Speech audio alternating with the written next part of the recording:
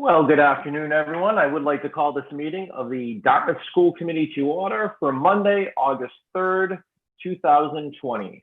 Roll call, please, Ms. Genther. Chris Oliver. Here. Shannon Jenkins. Here. Kathleen Amaral. Here. Mary Waite.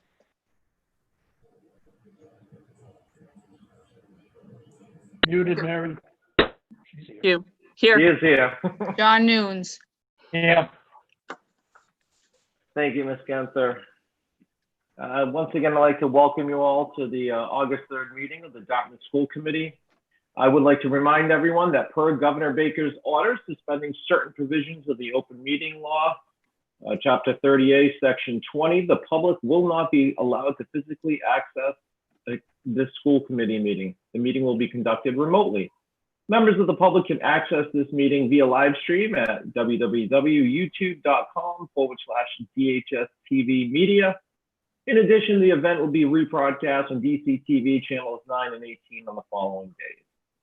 Wednesday and Thursday at 5 p.m., Friday at 6 a.m., Saturday at 8 a.m., and Sunday at 2 p.m. School committee reserves the right to implement additional remote participation procedures and will notify the public of these procedures as soon as practicable. That being said, we have allotted a few minutes on tonight's agenda for public comment. Just a reminder that anything that you wish to comment on must be related to tonight's agenda. And for those of you who do not know the routine, simply if there's any that were sent ahead of time, Ms. Genther can read those now, or I'm going to give you her email address, and you're more than welcome to send them over to her, and we'll revisit this following the meeting. So any public comments can be emailed to our recording secretary, Kathleen Genther, at dartmouthschools.org. Once again, Kathleen Genther, that's KATHLEENGENTHNER at dartmouthschools.org. So I'll turn it over to you, Ms. Genther. Do you have any public comments as of now? I do. I have 4. Perfect. And they're all relating to agenda items, correct? Correct. Okay. So we have one here from Kathleen Baldwin. She writes to ask the following questions. Out of the $3 million from the CARES Act, how much was awarded to the schools? How is it being distributed among school costs, transportation, PPE, sanitizing efforts, cleaning supplies, materials for students and homes? Her second question is, have any staff been cut, teachers or teachers' assistants? Her third, have any school buildings been tested or fitted for ventilation systems? I know that Quinn in the high school has had mold issues in the past with some air conditioners provided in specific locations. This, however, doesn't provide a collective view of the air quality within all of the schools. Number 4, please outline all specifics of the hybrid plan, rotation of days, AM and PM sessions. Number 5, specifics on considerations for other than classroom teachers, related services. Many related service providers, OTs, PTs, speech therapists, APEs, go to more than one building. What options are available to address this reality? Related service providers also work with students in different classroom and grade levels at the same time. Specifics on how to address this, ? How do related service providers provide inclusion services? ? Specifics, ? Excuse me. Number 6, what resources, money and supplies are being provided to students with the necessary materials needed to complete purposeful, effective therapy? Number 7, what is the timeline for the final plan to be shared with all stakeholders? Number 8, during the 10-day delay of school starting, what is the plan for educators and all staff to do? Will teachers be given time to plan their lessons, therapy, and set up the electronic needs? Number 9, how will we handle substitutes and sick days? If a teacher therapist is out sick or for a personal professional day, how will parents be informed? Therapists are not provided substitutes, but will need someone to notify parents, etc., especially if it is remote. Respectfully submitted, Kathleen Baldwin. Our second public comment inquiry comes from Joanne Avila. And she writes, will public comments be allowed at this meeting? To which I did respond that yes, it would be and has been since meetings were held remotely. Number 2, were other buildings outside the school department's considered, i.e. vacant buildings, the new library, Southworth Library, ? Number 3, what happens to the children who see specialists for reading and math? Number 4, have you considered the financial impact on two-income families by doing the hybrid model? And number 5, with 60% of parents wanting their kids back to in-person learning, why are you not planning for that amount of kids and getting an accurate number to work with for your planning? The third public comment that has been received so far today. I'm sorry, who was that from, Kate? The last one I read The was last from one. Joanne Avila. Thank you. This comes from Maria Souza, and she writes, please stop discussing and rehashing our name and logo. The community strongly supports it. This is well known. Please focus on reopening schools and educating our children. There is a pandemic going on and kids haven't been in school in months. Less divisive politics and more education, please. The last one that I had received so far this afternoon comes from Jose Fernandez. Please ensure your focus is solely on children returning to school and not political agendas of individual members. The community supports our school name and logo. Any committee established that may discuss the name and logo should be around its education and history, and no attempts of changing it and erasing Native American history. We cherish Native American history and want to preserve and continue to honor their contributions to our town's history. That is what I have received so far. Great. Thank you so much, Ms. Genther. We appreciate that. And I'm sure that some of those questions, especially around Mrs. Baldwin's concerns, will be brought up during the Dr. Gifford's reopening presentation, and as well as maybe some of the other ones will be discussed. However, just as a reminder, during public comment, we do allow public comment. We listen to the public comment. We do not respond directly to, this has been past practice for as long as I can remember now. We do not respond directly to public comment. However, if it does come up during the time of the meeting, at a certain point, that's one thing. So that being said, I will table into, yes. Sorry to interrupt. Is it possible for Ms. Gunther to forward those emails? I'm doing that right now. So we have them for our records? I am doing that right now. Thank you, Kate. Much appreciated. I apologize, Mr. Chairman. Thank you, Ms. Genther. Thank you, Mr. Nunes. No worries at all.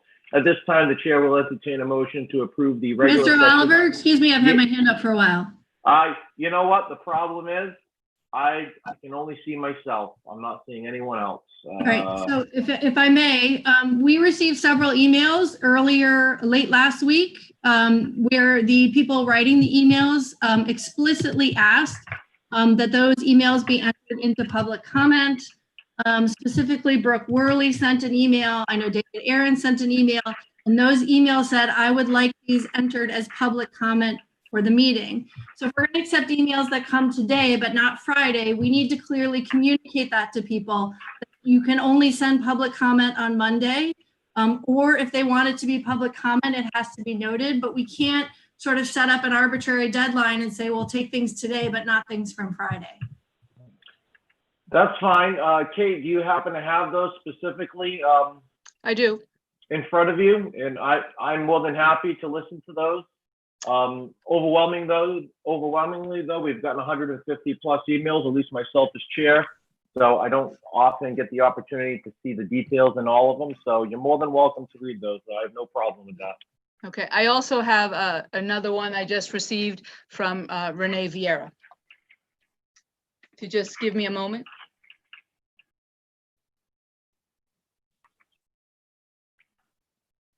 And I believe this question is for Mr. Parati. If you could stop spotlighting me so I don't keep losing my gallery view, I would appreciate that. I'm sure it makes for better TV, but I'm continuously having to go back to my gallery view when I'm only seeing myself. So that would be appreciated if you could just leave it on gallery view for me.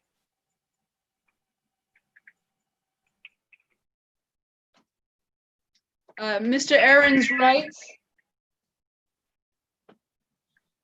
at the July 6th meeting, committee member Jenkins asked if the second MASC resolution regarding anti-racism could be postponed until the next meeting so all members, including Ms. Waite, would be able to vote. Dr. Jenkins also suggested the administration provide a presentation highlighting some of the ways the district is teaching about race and diversity.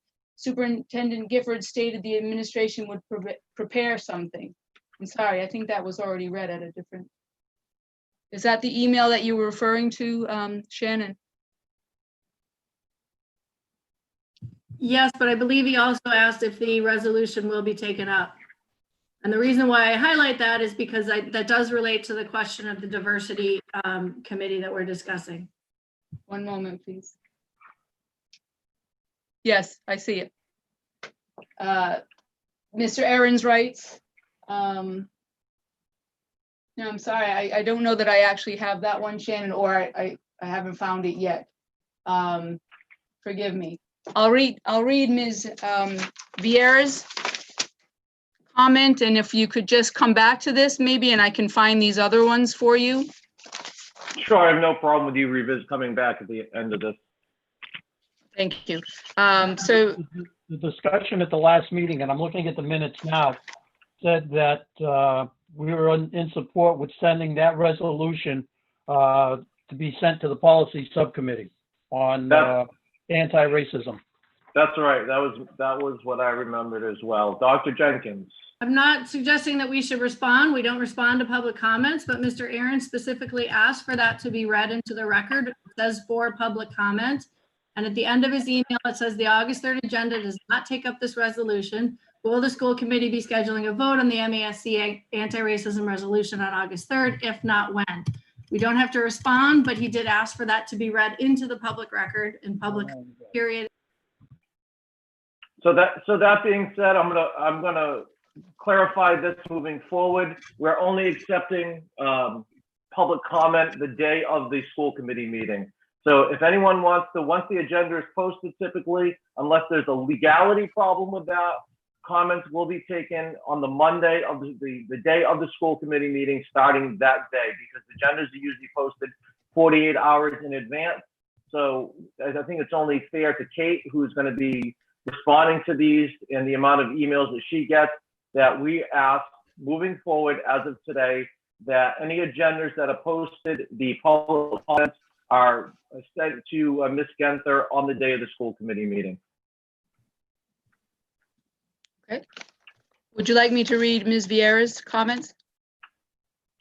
Sure. This is one that you just got? Correct. Sure. Dear Dr. Gifford and members of the school committee, my name is Renee Vieira, president of the Dartmouth Educators Association, and I address you remotely this afternoon regarding the reopening of Dartmouth Public Schools. The Dartmouth Educators Association recognizes that the best way for students to learn is in person in the classroom. The DEA also recognizes that the superintendent and administration have been working hard to address the health and safety issues associated with a re-entry into the school buildings. The DEA recognizes that guidance from the state has been slow and limited.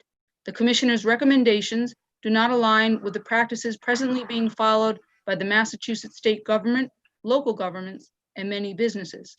Nor do these recommendations come with the financial support necessary to be able to effectively put these guidelines into place. The members of the DEA want to return to our buildings to do what we do well, where we do it our best. But we value the health of all of our lives, students, and staff above all else. I thank you for your time. Respectfully, Renee Vieira. To Shannon's question about the other email I received, I can also read that concerning, I believe, the Dartmouth logo. Just give me from Ms. Worley, would you? Yes. Please. Ms. Worley writes, I would like to submit this comment for the school committee meeting. I urge the committee to take up the issue of the Dartmouth Indian mascot. I live in Dartmouth with my husband and 2 young children. When our kids are old enough, they will go to Dartmouth Public Schools. I strongly support the removal of the Indian mascot and logo, and I'd like to address a few of the common arguments of those who feel differently. Notion 1, you don't know the history. The tribe approved the logo. There are a few things problematic with this statement. The first is the distinction between the logo and the mascot. The logo was updated to correct historical inaccuracies in the 70s. Cheryl Andrews Maltese, chairwoman of the Aquina tribe, Gayhead, helped with this redesign when she was a student at Dartmouth High School. This is not an approval to use the likeness as a mascot, and Andrews Maltese supports the district engaging in a dialogue to investigate the use of the Indian as mascot. She also said in an interview last year that the term Indian refers to more than just the Wampanoag tribe, and that it is important to consider the effect on other schools who interact with Dartmouth students. If historical maps are accurate, the majority of the town of Dartmouth lies within the territory of the Acushnet Wampanoag tribe, one of the original 69 Wampanoag tribes, only 3 of which still exist. The Mashpee Wampanoag, one of these 3, also wrote a letter last year to oppose the use of the Native American mascots. Notion 2, as committee member Noon said at the July 20th meeting, I'm happy being an Indian. I've always been an Indian and will continue to be an Indian. We do it respectfully, we do it with pride, we don't talk in a negative or derogatory way about them, and we act very kind to them. Aside from the obvious contradiction that he is an Indian, yet he is kind to them, I think it's important to address the respectful and prideful aspects of the statement. A large number of healthy male Wampanoag warriors who were sold into slavery during King Philip's War. The very nature of the mascot, especially one with a logo depicting a brave, aggressive young warrior, is to create a stereotype. This alone should be enough to dissuade us from using their likeness as a mascot. But further, the mascot does not honor the full experience of a Wampanoag village, excluding women, elders, and children. If we truly wanted to be respectful and evoke pride, we could start by teaching and honoring the spectrum of experience of the people of the first light. The truth is, unless one is truly Native American, they will never be a Dartmouth Indian. And to be proud of representing a stereotype only serves the person making the claim, not the Native person represented. If you are confident that the town of Dartmouth and Native Americans and surrounding communities as a whole support this, there is no harm in opening up the comment to the public. To address the idea that the school committee has better things to do, I do understand the weight of the work you do. Both of my parents were public school teachers, and so is my sister, and I know that you have your own battles to fight. The question of the mascot, though, does belong on this list. If you haven't already, please read the American Psychological Association's statement on the harm of the use of Native Americans as mascots. I also know systemic racism is a centuries-old problem and feels overwhelming. That is why these little actions are so important. We can make a difference in our small ways. This is only one. Respectfully, Brooke Worley. Thank you, Brooke. Thank you, Ms. Genther. Anything else that have come through since?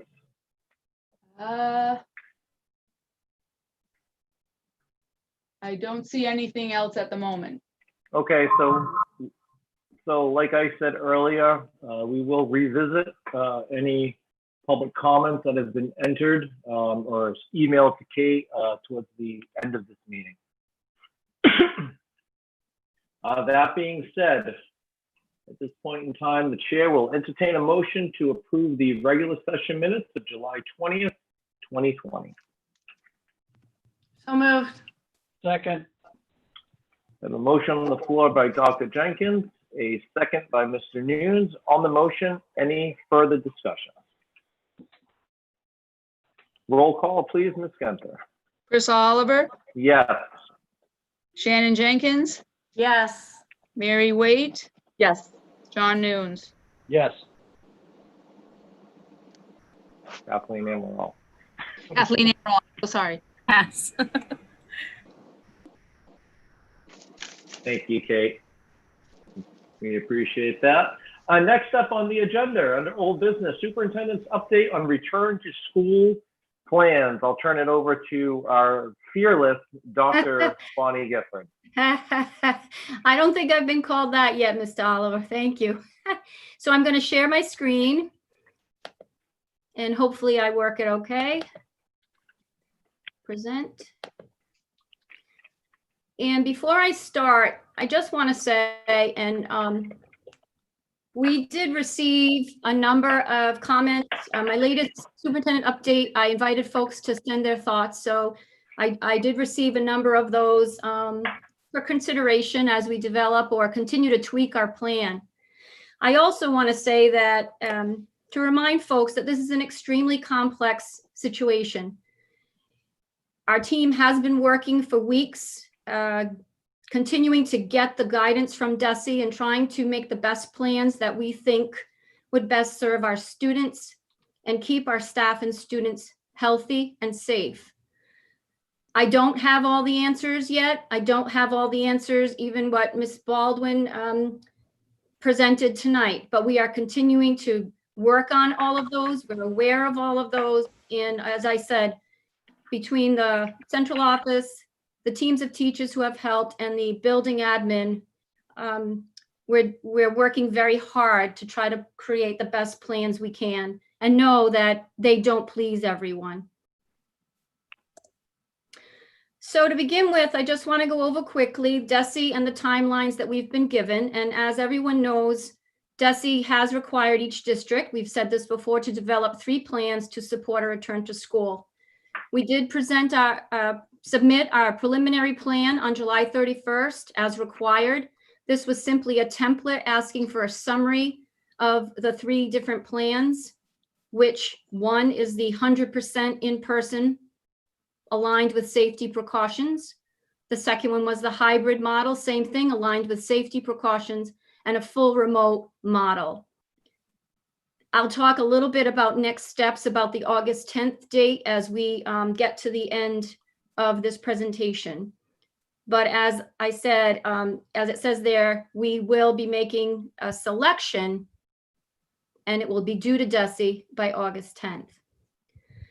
At the bottom, you see that each district was also asked to do what they could call a pressure test or a feasibility study, looking at the operational system, the instructional areas, how many students we could fit according to the 6-foot distancing, how we might walk students through hallways, et cetera, et cetera. So we asked each building, and Mr. Kiley helped a lot with that, to try to get a sense of what might be possible in our schools.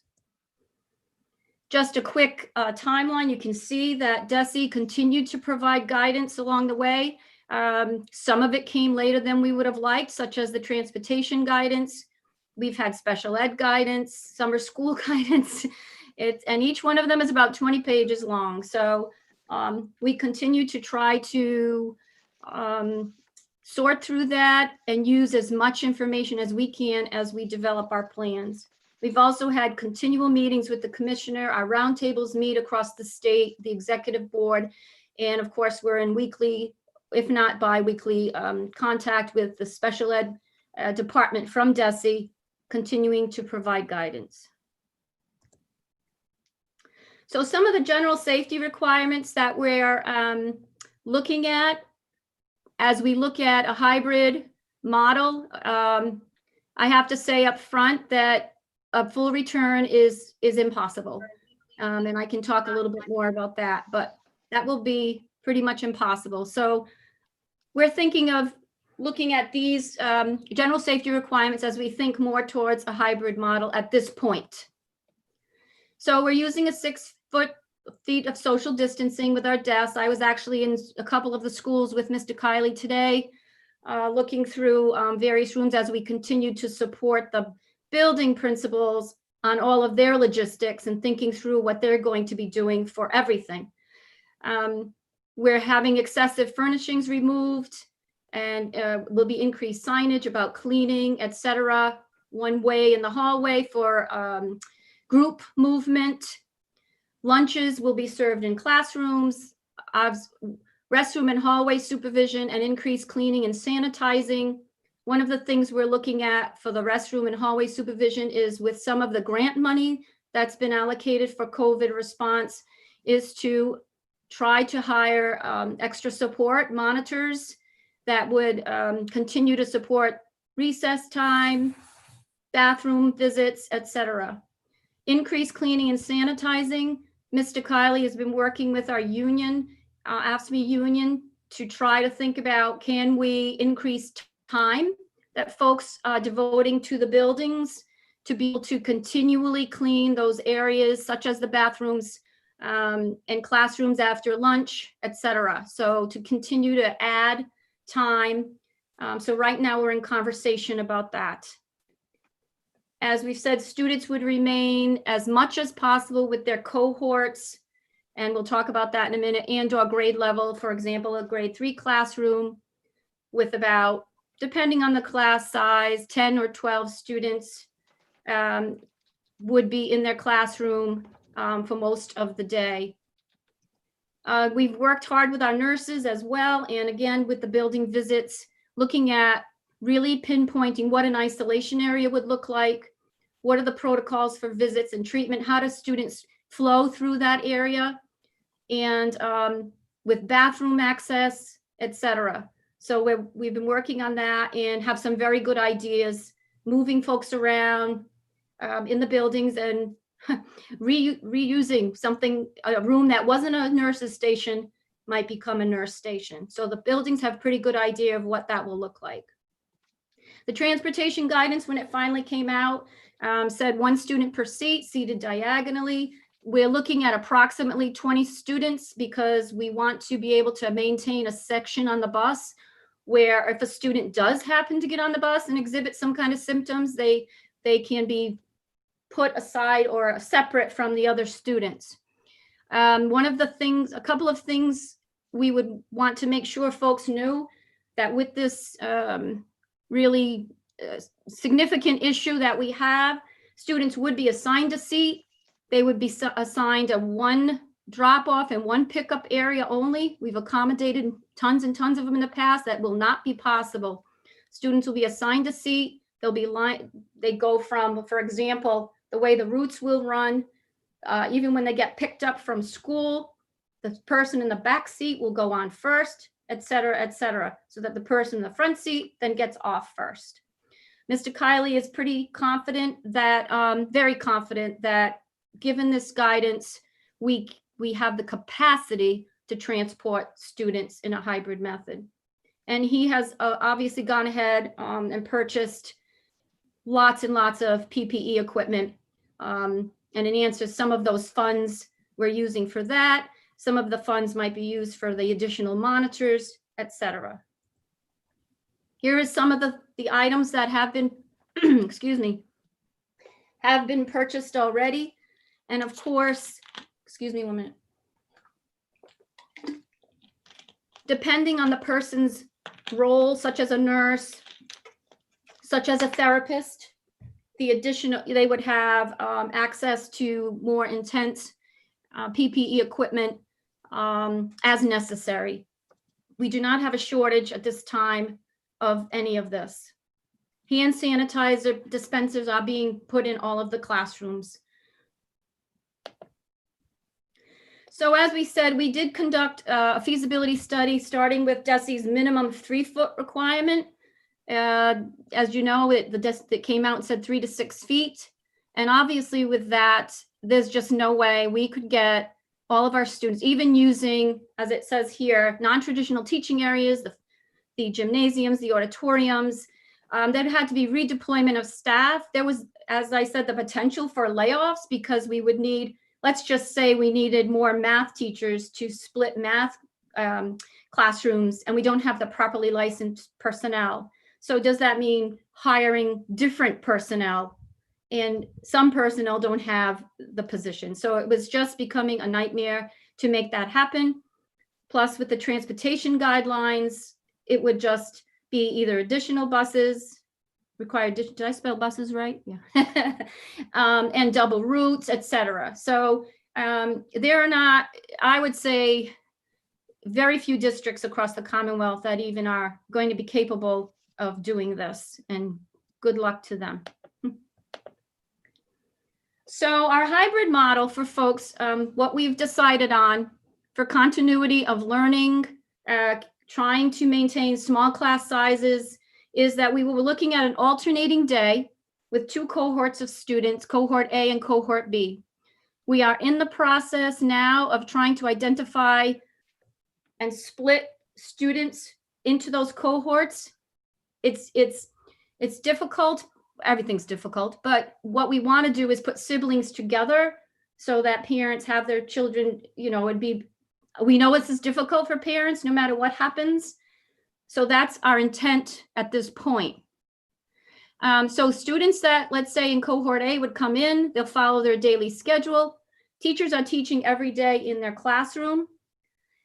They would go home with their assignments, independent readings, projects to complete, whatever it might be. It could be a flipped classroom kind of a scenario where the teacher says, okay, in preparation for the next day's class, watch this video, come back and we'll have questions, or read this book, we'll have a discussion, whatever it might be, almost like a college class where you go home, do your assignments and come back. On the second day, cohort B would come in and have the same lesson. So the teacher is teaching the same lesson 2 days in a row. Students, once again, on the remote day are working on completing their videos, their projects, etc. The middle school is experimenting with, and Jonathan's been working with technology, bandwidth wise, etc. That students on the remote day would be tuning in via a Zoom connection to listen in onto what the teacher was speaking as a reinforcement and additional learning. We're just looking at that right now at the middle school. And according to the guidance, we're going to try, our intent would be to get high needs students, what's qualified as high needs students in every day. Those are students in our smaller classrooms, our PATHs, PALs programs. They talk about ELL students. Right now we have only we would be looking at level 1 and 2 students and getting them in, and we only have 10 across the district elementary wise and 4 at middle and high school. So it wouldn't change the numbers in the classrooms really to speak of. Students will be graded and attendance will be taken. Right now, as it says, a student who chooses to not return to school, our plan is, and we're still waiting for the guidance from DESE. I've been told that tomorrow we're supposed to hear what the 2 vendors that they're partnering with will be. We're supposed to hear that tomorrow for a learning management system. So once we know that, we will be able to let folks know.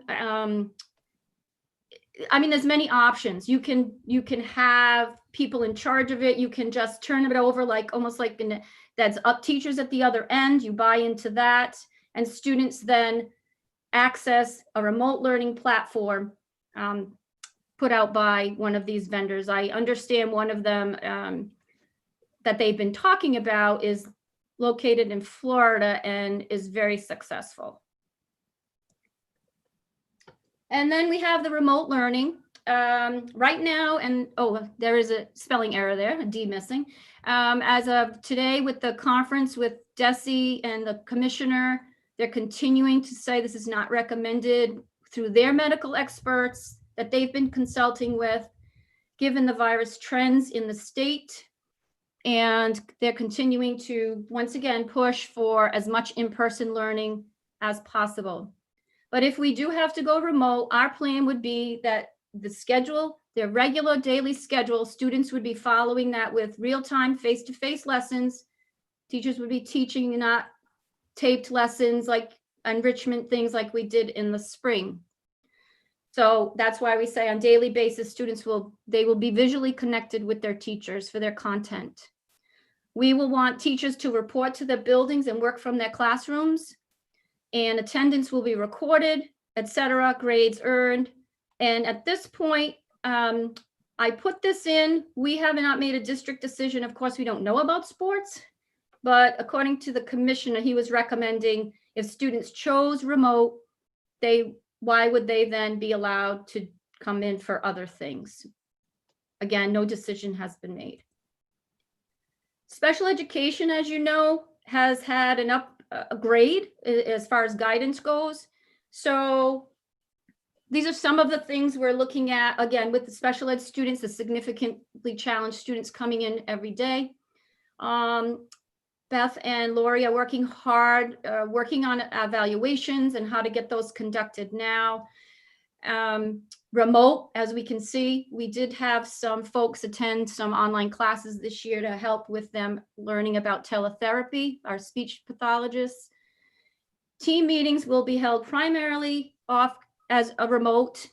But the important thing to note is that students, to the best of our ability, have to receive instruction and services as opposed to the model we used in the spring, which was more just resource and support. So the guidance has really been upgraded, and we are required with FAPE to offer instruction and services. And of course, as we say, to the maximum extent possible, we're looking to bring in those kiddos with significant needs and our preschool students, because as you know, we have an integrated preschool. Some of the technology issues we've been, Mr. Galashaw and his team have been working all summer to make sure that we're ready to go. As you know, in the spring, it was catch as catch can. People were satisfied, but it was kind of quick and dirty, if you will. So some of the things we've done is we want to upgrade our teachers' devices. So we've had some additional laptops being ordered and processed. Whiteboards, the normal whiteboards being installed throughout the district.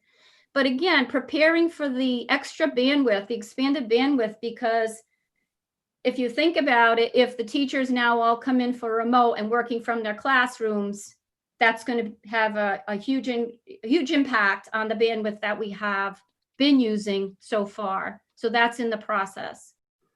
And obviously, we're renewing some of these licenses for these important software packages that we've been using all along. So the Chromebooks, we've purchased more Chromebooks. Right now we have, as you can see, pretty much, it's going to be pretty much, let me think a second, 8 through 12, we have enough for, we're going to have enough if we have to do it for 6 through 12, 1-to-1, and enough carts in the elementary to disseminate as a 1-to-1. So basically we have enough for everyone. We have enough devices for everyone. And the team, like I said, is cleaning them, repairing them, inventorying, getting everything ready for deployment, whether it's we show up in school on day one and then we leave, or we don't show up at all. We'll be ready for either one.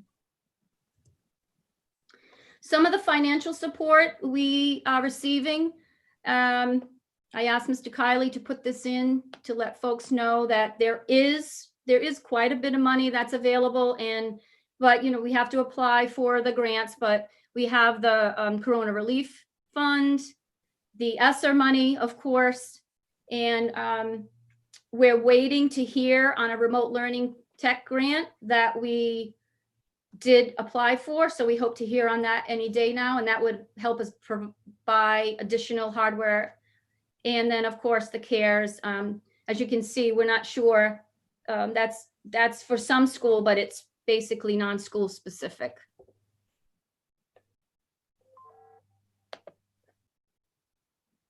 Okay, so next steps.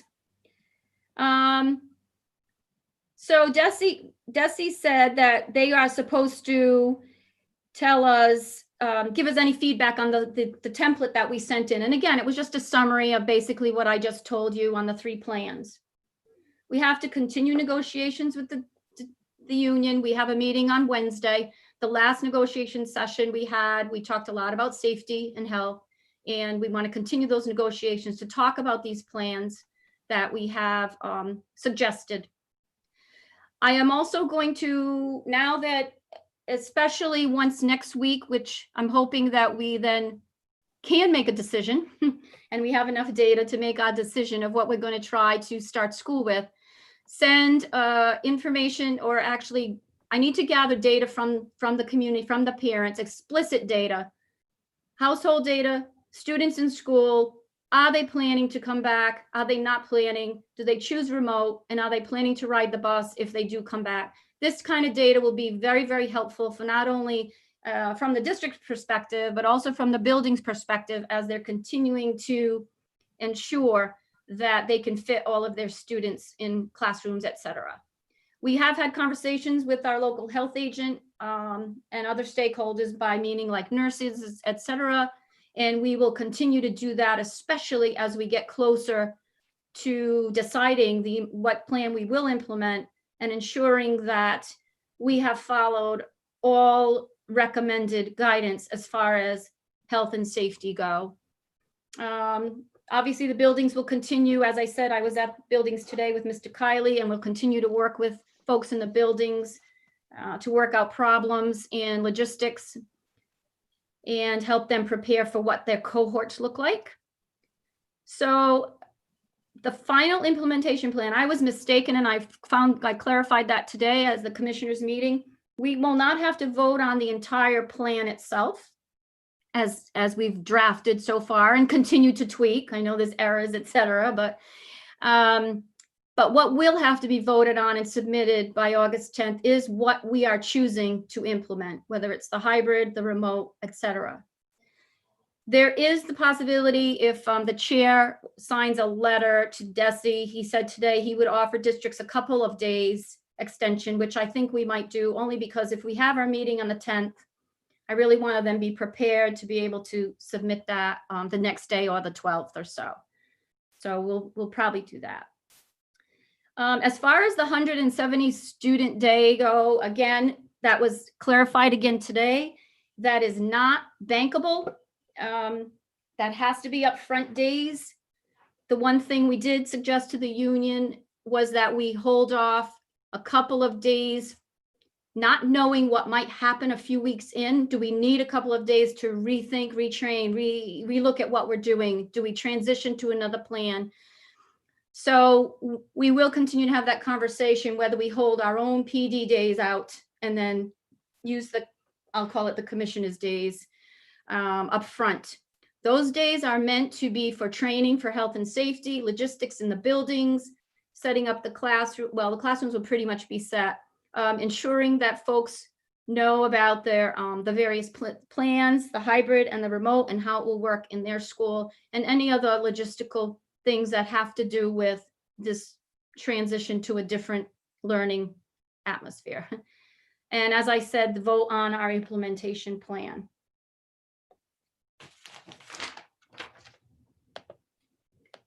Okay, and that's all I have. I know we had some questions. I was hoping some of them was answered in the presentation.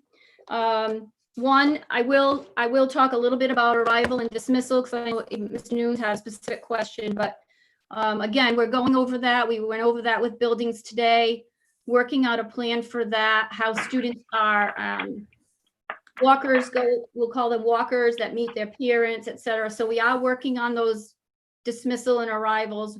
One thing, for example, at the high school, if it was a hybrid model, parents, instead of driving up front, would drive all the way around the back of the building. Students would go in through the like the music area, the cafeteria area. Students that are parking would park their normal way and then go in through the athletic area.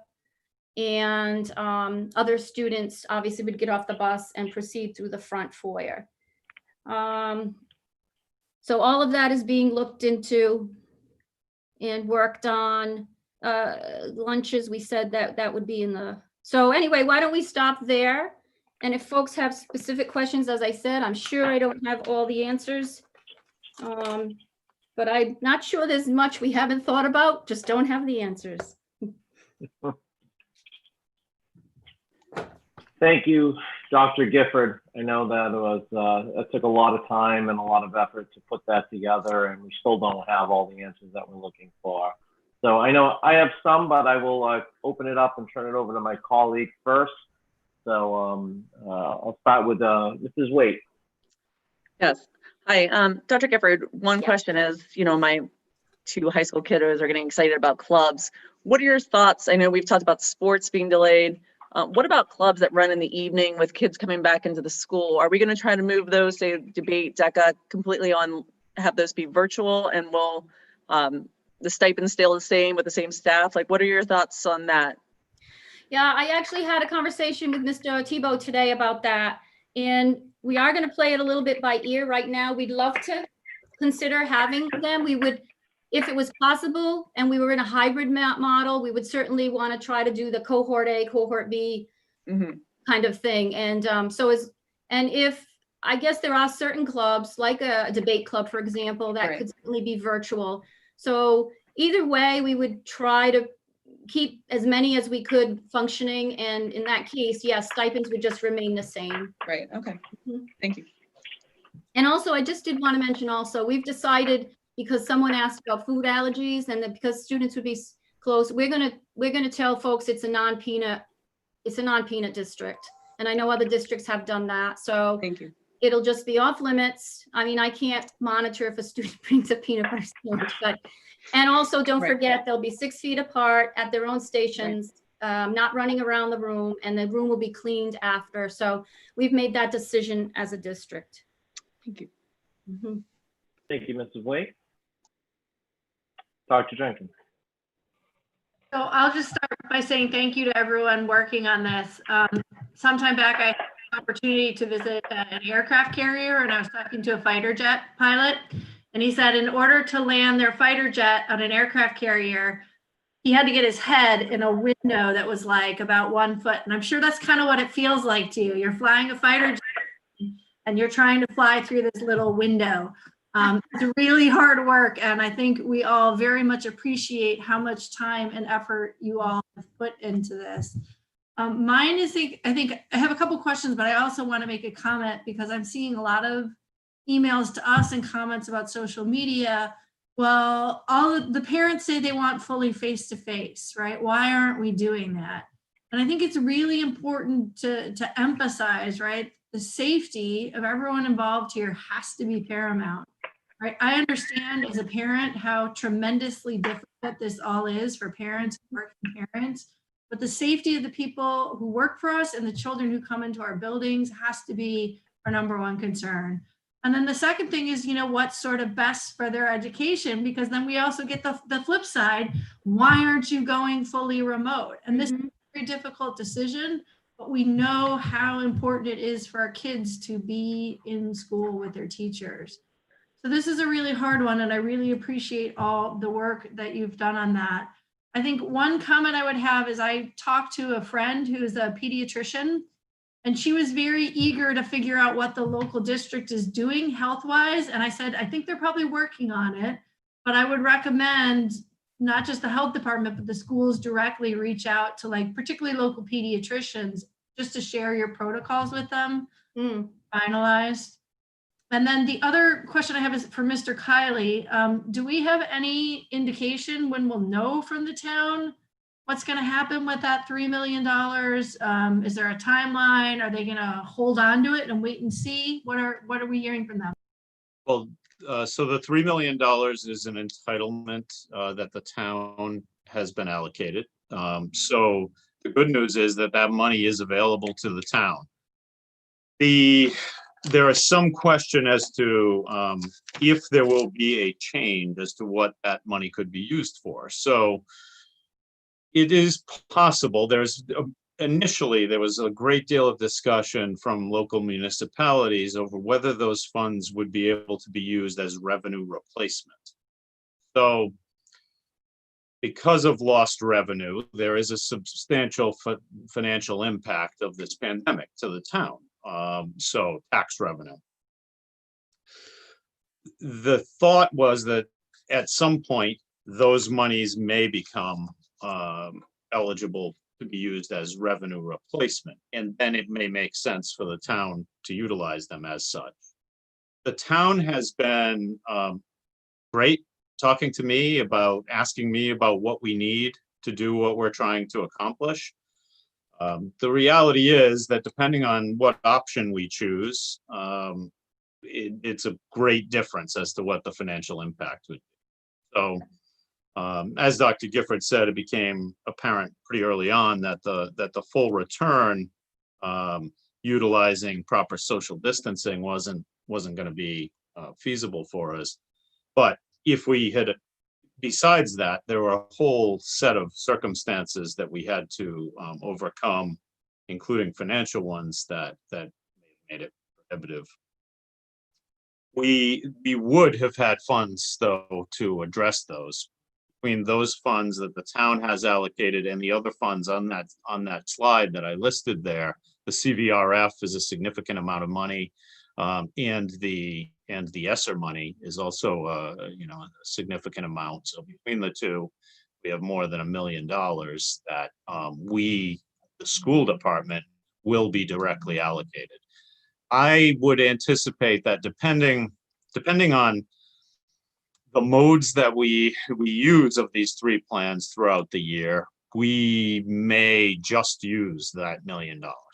So we may not need to go beyond that. And but there's the full reopening plan, if that ever happens this year, depending on what the guidance is at that time, there's so many different financial possibilities that in terms of relating to that. But in terms of the hybrid plan, or if we have to go remote at some point, we could address those with those other grants.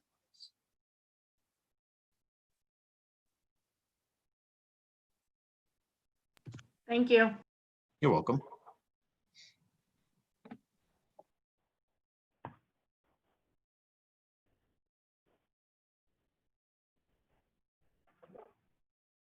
Mr. News, I think you had your hand up. Go ahead. I do. Thank you, Mr. Chairman. Echo my colleagues, my thanks to the administration for this report. I mean, it's 55 pages long. It's a fluid document, so we know it's going to, like New England weather, wait 5 minutes, it'll change type of deal. But at the moment, Dr. Gifford, under the hybrid model, you talk about a student or students that are not returning to school, be educated through a learning management platform. Are we sending that to the students, or are we going to send that to the agency that is running it so that our students are getting our curriculum? Well, again, I'm waiting for tomorrow's details for the 2 vendors. Okay. However, the only way we could see this working and not put an extra burden on our teachers to expect them to provide remote learning as well as in-school learning is to put them on they're calling it the DESE Learning Academy. So it would be a separate academy or learning platform that students would enroll in. I don't know the cost yet. Obviously, DESE is, the state will be picking up some, but there will be a per student cost for the district as well. So we'll know more that we can then, once we know the details of what these vendors are offering us, we can make those decisions. One of the things we did think about was similar to, we used the FLIP program this past 2 years with one of our guidance counselors receiving a stipend to oversee it.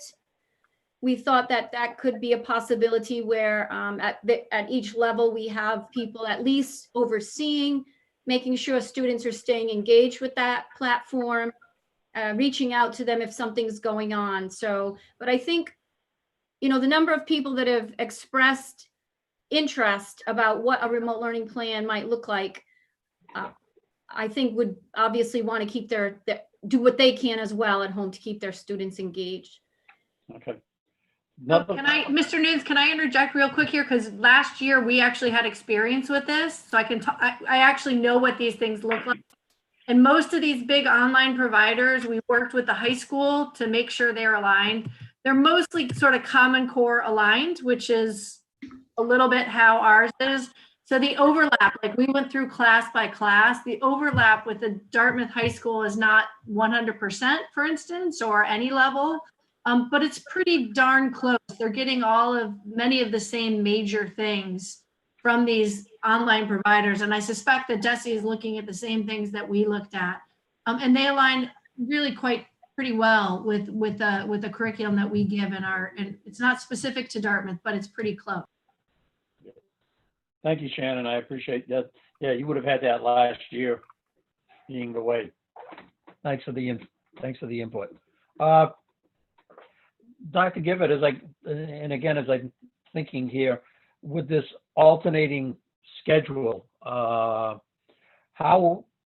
are we going to be with students per se almost getting, they're going every other day, and yes, they're going home with information to take care of the second day, but I get a little bit concerned that, per se, they're not going to get a full year's worth of a curriculum. And after what we went through, the last 3 months last year, some of our students are probably, no fault of theirs or anyone's, behind the 8 ball coming into this school year. And how is that going to go forward this year?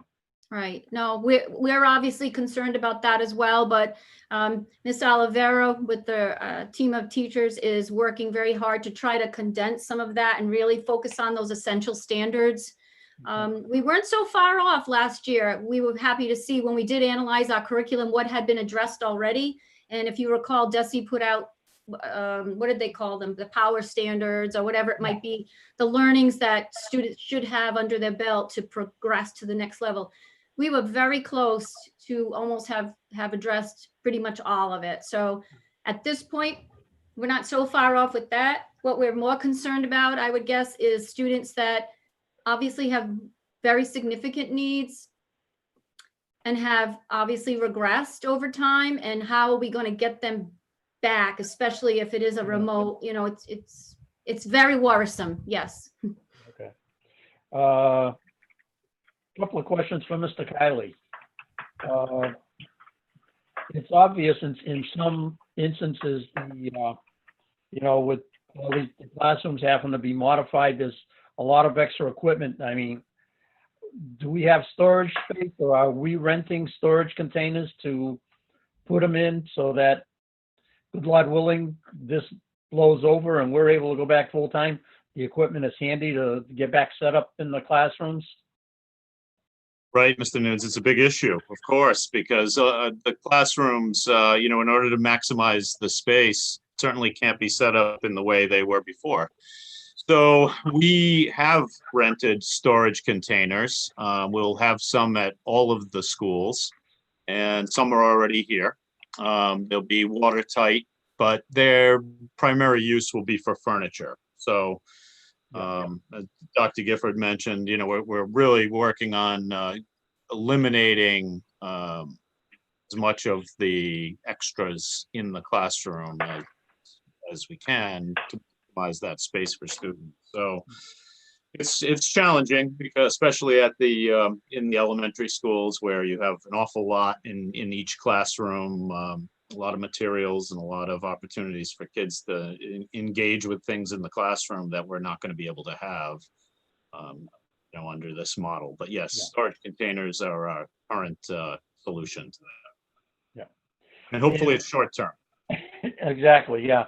And the last question I have regarding busing, and I'm looking at my notes here as the discussion was held. We're going to put, for discussion purposes, we're going to put 20 students on a bus starting out, lying and coming back type of deal. What happens when that bus gets full and there's still students to be picked up? Well, and that's why what Dr. Gifford mentioned is really important, that we have a clear understanding as to, are you asking for us to transport your child or not? Okay. And we're going to need to know that answer so that I can design the routes. I mean, our transportation system was already pretty complex, I've got to say.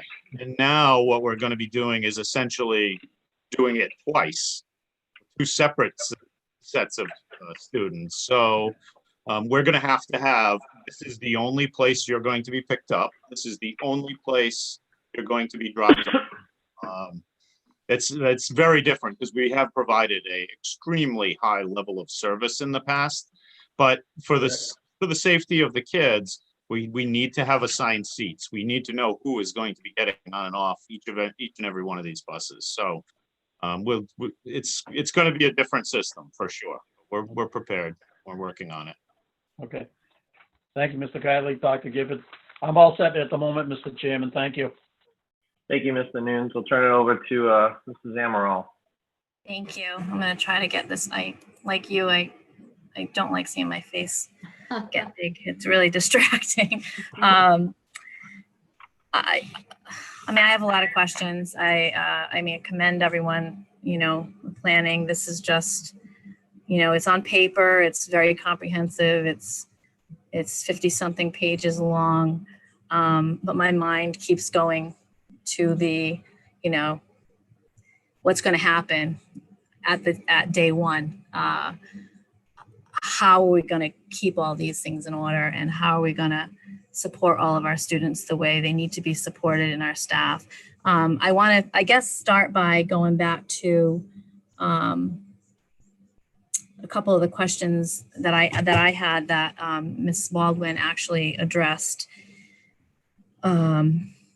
maybe regarding like the ventilation. Like I believe the guidance suggested, it's not in front of me now, opening windows except for in inclement weather. And then I noticed on our planning, it mentioned, it wasn't very specific. I think it said something to the effect of as needed or if possible. But if you could speak a little bit to that as to what you are thinking of those schools that are really old, where we have had issues with the mold and that sort of thing, in order to keep the air as healthy and clear as possible. So I don't know if Dr. Gifford or Mr. Kiley. Mr. Kiley has been working with that, so I'll let him take that. Sure. So, I mean, as you sort of suspect and alluded to there, Mrs. Amaral, the schools are old.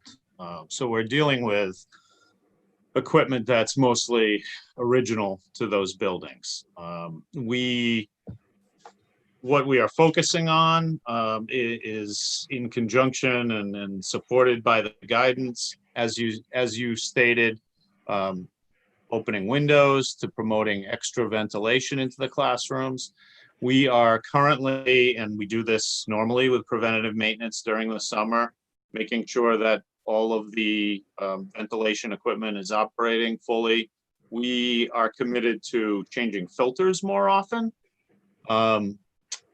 We have also committed to, we will run the ventilation equipment all night, which is something that hasn't always happened in the past for obvious reasons. You actually want to try and save some money and not run equipment when no one's in the buildings, but it can make a difference in terms of air quality. Certainly at the beginning of the year, temperature in the classrooms, which, as we all know who have been wearing masks now for months, is an issue and will be an issue for the kids and the staff in those classrooms.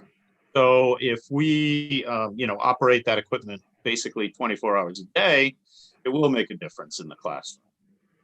So those are and we're obviously committed to maintaining that equipment and making sure that as we do this, when issues arise, we're responsive and quick to make any needed repairs to that. Thank you for that. Switch it back to gallery view again. My next question, I think, is something that Ms. Baldwin also mentioned, but I'll just summarize it, is in my mind, I'm certainly looking at things through the special ed lens or the high need lens. But I also consider all of our kids high needs at this point. They haven't been in school since March. I know there are going to be so many kids who just have, we don't even know what that's going to look like when they return. But in regard to those students that require, related services by staff who traditionally go from school to school throughout the day, say the Mike Capellos or the different folks that just move around. How is that? Could you talk a little bit more about the planning for that? Dr. Gifford, sorry. Yeah, no, yeah, I had to unmute. It's still a little bit of a work in progress. I think, I know Ms. Townsend and Ms. Jodwin have been working with the related service providers pretty extensively. But as far as people going from school to school at this point, I mean, we would treat it, I mean, my thinking is right now, treat it as any staff member entering where we will have the hand sanitizer available, the mask, the distancing, et cetera, and adhere to the safety protocols as we can. Oh, something just slipped out of my head. The other thing we're looking at is that if folks are providing, let's say, reading specialists, that those same kind of thing, the students, the 2, 3, 4, whatever they meet with those small groups at a time would be spaced accordingly in a certain area.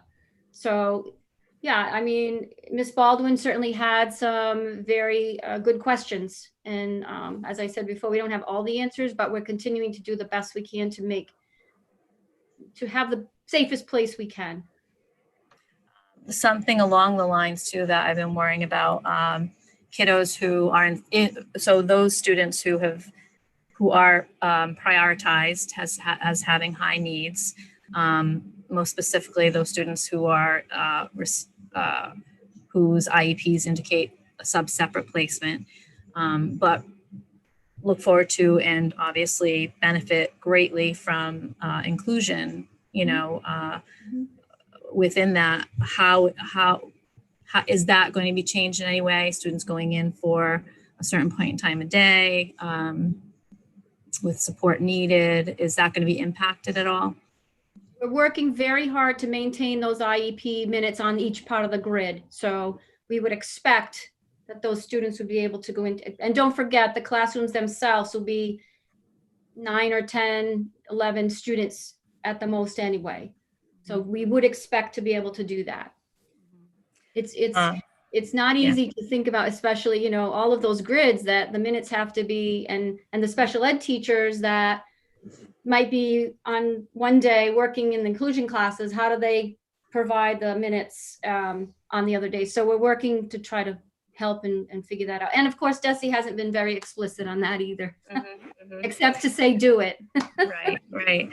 And how about this might be for Mr. Kiley, you know, I can't even comprehend how you're figuring out how much PPE you're going to need. You've got these high needs kids who, for personal care reasons, require the staff. Let's be real, they're going to have gowns on in these classrooms, which is going to be quite intimidating. And then there are kids who, no fault of their own, are going to, kids with or without special needs are going to be playing with their masks, and things are going to be happening. And, you know, they may be coming from home with masks but do you know, so have you acquired access to however you're doing that math to account for all of the changes that need to happen 5 times a day, 3 times a day, all of that multiple times in an hour?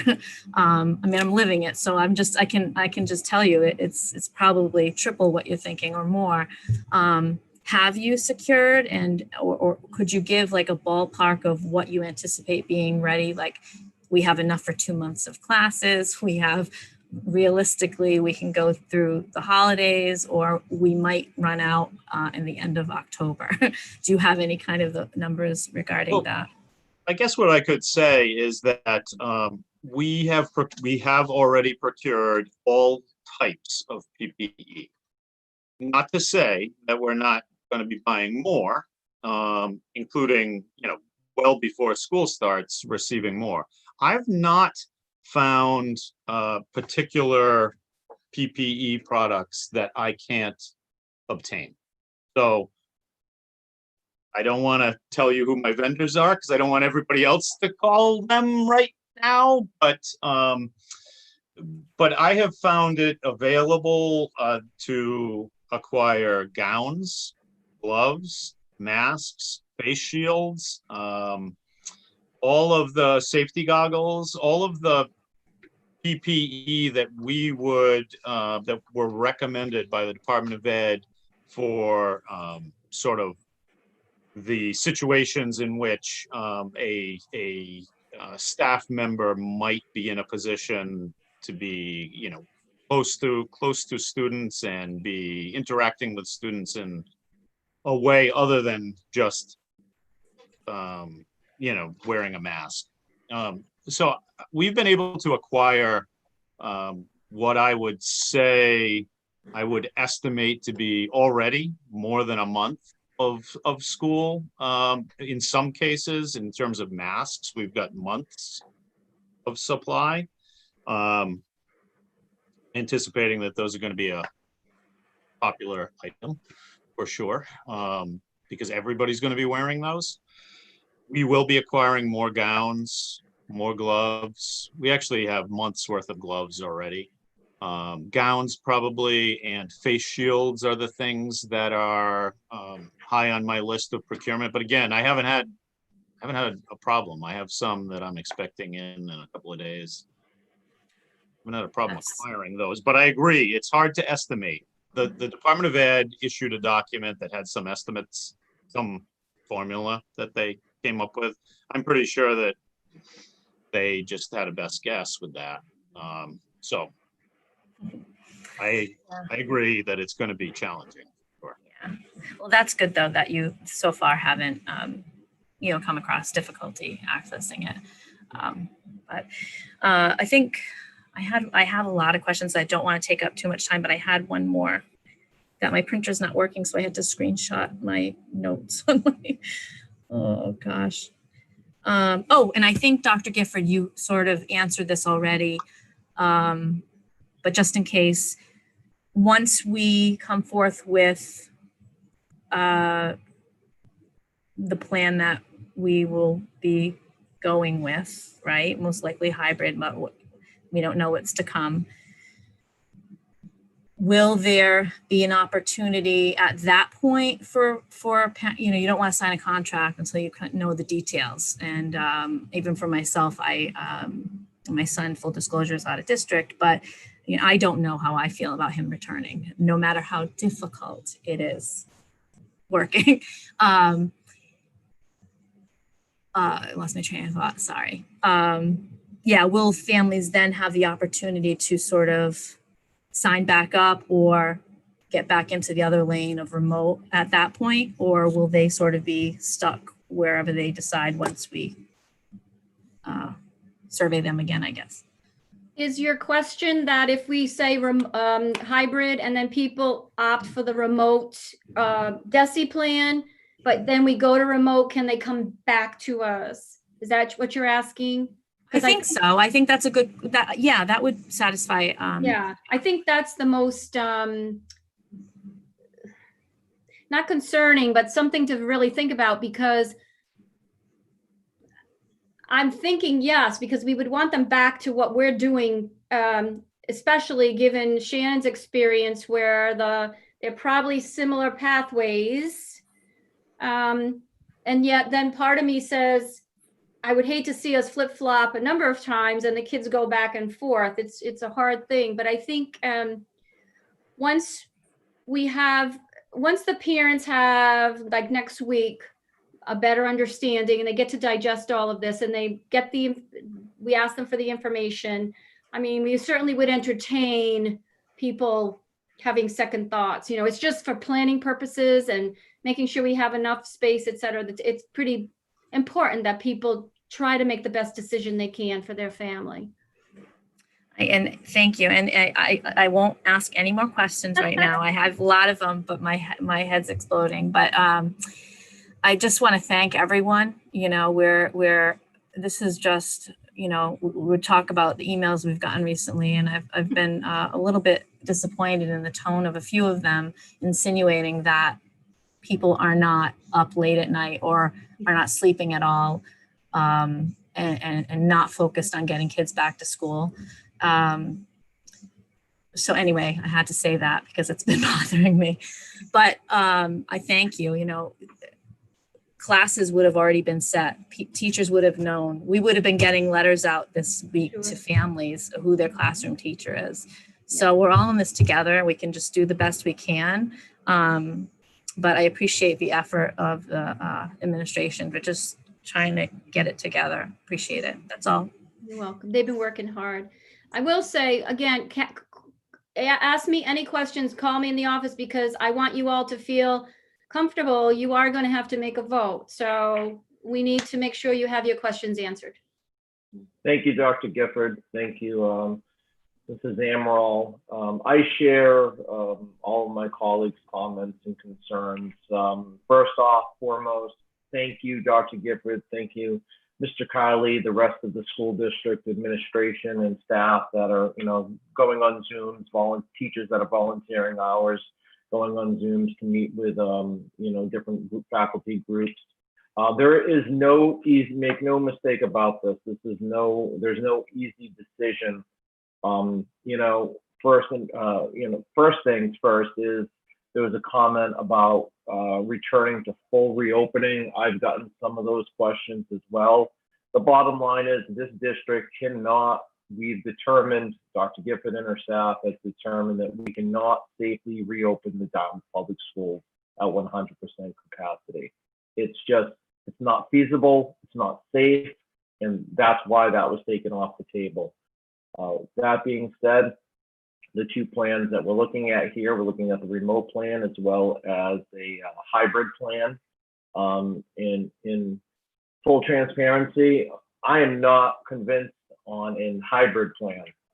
I've had questions come up of, can you guarantee that my child's going to be safe in school? Can you guarantee that staff are going to be safe in school? No, we can't. Let's just make that clear. We cannot guarantee that anyone will be 100% safe from COVID-19. And that is what we're doing right now. What Mr. Kiley, what Dr. Gifford are doing, we're meeting with the Dartmouth Board of Health, meeting with other stakeholders, that we are reducing the risk. I think is the best way to look at it, is we're reducing the risk to students and staff in the district to as low of a threshold as possible. I actually asked Dr. Gifford last week, and she said, well, why don't we wait till this meeting? I'm going to offer it up to any one of my colleagues. I would like to go in and visit the schools.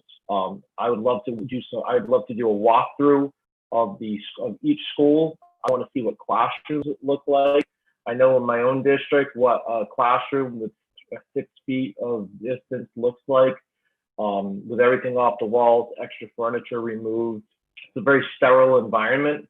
I want to make sure that before this decision is made, this committee makes this decision, I want to know that I've done my due diligence as a school committee member to vote for the best outcome. I understand both sides. I have a freshman going to Dartmouth High School this year. There's nothing more than I would want for her, and I know she has had her days, which she wanted to try. She wants to try out for fall volleyball. She wants to do sports. She wants to get back into the classroom. I want to see her in school, but I want to know that we're doing 110% to keep our students safe. I know there's no guarantees, and I don't know. It's all about risk. Does the cost outweigh the risk?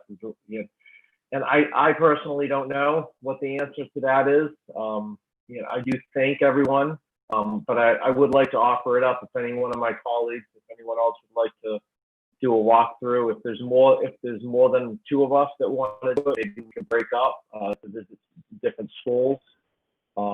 That's a possibility we can talk about. We can set something up with that. But I want to know that what we're doing, because the data is changing every day, and and I'll recognize a couple of you in a second. The data is changing every day in regards to COVID-19. I know districts have already announced their plans. A lot of districts are doing different things. We're responsible for the 5 of us. These 5 committee members are responsible for ensuring the safety and the well-being and the education of students at the Dartmouth Public Schools. So I think that's important to know. And I'll stop talking for a minute because I know some of my colleagues have some other things that they want to share. So I think Dr. Jenkins, you had your hand up first. Yeah, so Mr. Oliver, I definitely support the idea of us going out and taking a look. I'll also note that Ms. McKinley, who's on the Board of Health, had messaged me recently saying that in Ashland, they had done it sort of more broadly. They had the whole school committee, they invited the select board, they invited the Board of Health, they invited some town officials. There was an article, I can send it to Dr. Gifford. They rode the bus, right? They had the officials, they took a bus and socially distanced people on the bus so people could understand, like, this is what that's going to be. So I would definitely love to do it, but it might be something that if we could post, I know this is going to be tight to post it now for a Friday or whatever in advance of Monday's meeting, but it would be nice to invite other people along too, whatever we set that time for. I would like to ask a question later, but that I'll let everyone else comment about. I would be on board if we can get the timeline met, and if Mr. Kiley or Dr. Gifford's available, to maybe put something together for Thursday or Friday with the posting time, to just post it and do it officially, and then there's no issue with the amount of school community members. I'm fine opening it up to some other town officials. I wouldn't say let's go crazy with it, but maybe a couple from each board. The Board of Selectmen or the Board of Health, but I'll hear you some other thoughts. Mr. Nunes. Yeah, thank you, Mr. Chairman. I think that's a great idea. If we post a meeting for Thursday or Friday, personally, I would prefer it just be us all together as a posted meeting. I mean, we don't have to discuss anything, or we can just see everything there, but we're there. There's 5 of us or 4 of us, however many, any more than 2. It's our responsibility to open these schools and make sure that they're safe. In our opinion, we're the ones that are elected and chosen and given the responsibility to make sure. I think we should all do it. My reasoning for thinking of doing it all together is that we hear all ourselves, our comments, and we hear the comments, at the same time, from the administration and Mr. Kiley, whoever he has there, Mr. Ferrera, the custodians, et cetera, type of deal. So, but to post a meeting for Thursday or Friday, I'm available and works for me. Thank you, Mr. Nunes. Mrs. Amaral and Mrs. Waite, anything else? I would just, I'm in support of that. I would like to John's point, we don't have to discuss anything. We can, I think all of us going, I think it's really important. You think about the changes, you think about, I'll put my special ed hat on again, those little kids who don't have any of the fun stuff in that classroom, who have desks now, and good luck to them. So I would like to sort of experience it and see it for myself as well. Yes, yes. Mrs. And Wade? Mr. Chair, I'm sorry. I ahead. was gonna say, I completely agree. I mean, I think that everything that the school leadership team has laid out is fantastic, but they are saying, we're going to do our best, but here are certain realities. And I think the 5 of us owe it to all of their hard work just to see it in practice, to even see the isolation rooms. What is that actually? Again, we're picturing in our brains, but what is that going to look like? What is it going to look like for students coming in? They're excited about their first day. They have a certain vision, what's the reality going to be? And then I think that we can bring that back to the table to, weigh the remote plan versus the hybrid, which I actually, I am in support of the hybrid, and I'd like to see that come to fruition for all the reasons that Dr. Jenkins and everyone else has said. Just there's so many pieces, but it's tough. It's tough all around, and I respect our staff and our families' needs. So, but again, thank you, Dr. Gifford, for everything that you and your team have done. So that be Dr. Jenkins?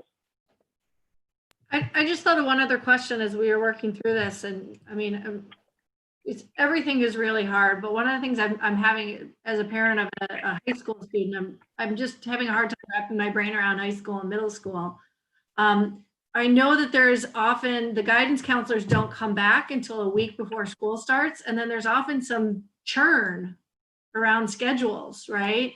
I know, for instance, we were planning on that we need to talk to a guidance counselor. How is that going to work?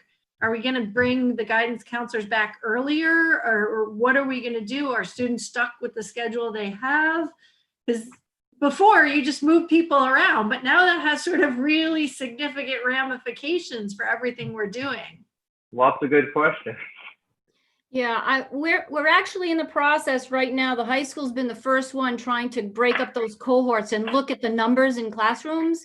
And we do have some issues at this point. So we're going to be doing some more intense work, but I'll have a conversation with them about what might be a good way, especially since this is crazy times, the extra effort to try to reach out to families and or give them the opportunity to reach back out to the school. So I'll have that conversation with the high school and see what we can do about that. And as far as the visiting schools, so Mr. Kiley and I will coordinate that. I don't know if it would be, I'm looking at my schedule and I know I don't have to be there per se, but we'll see what Mr. Kiley says, whether Friday morning or whatever's best for him. And to get the couple of the schools anyway, to set up a couple of classrooms and do kind of what we did today. We looked through what the dismissal might look like, what the nursing area is, and what a couple of classrooms look like. Does Thursday at 1 p.m. work for everyone? Just out of curiosity. Sometime Thursday, early Thursday afternoon. Yeah, That works for me. that works for me. I could do that. You I can can do do that. We don't have enough time to post. Do we have enough time to post? Well- You post an emergency meeting. Emergency. Okay. Chris, To quick meet the question. top. Go ahead, Mr. Nunes. Thank you. Just following up on somebody that just made the comment. But how about, for discussion purposes, instead of one, more so in the elementaries, I would think that they're kind of all going to be the same. But how about if we made plans to visit, the high school, the middle school, and an elementary school, just instead of trying to schlep through the whole town just to, I don't think we would have enough time in the afternoon in that type of time frame. But if we just, visited the high school, the middle school, and an elementary school just to get kind of a lay of the land. I think that's reasonable. What might be helpful, though, I'm not sure if this is possible, Dr. Giffen or Mr. Kiley, if the two elementary schools that we do not visit, if maybe at least one of their administrators could be at the elementary school, so we can at least talk to them.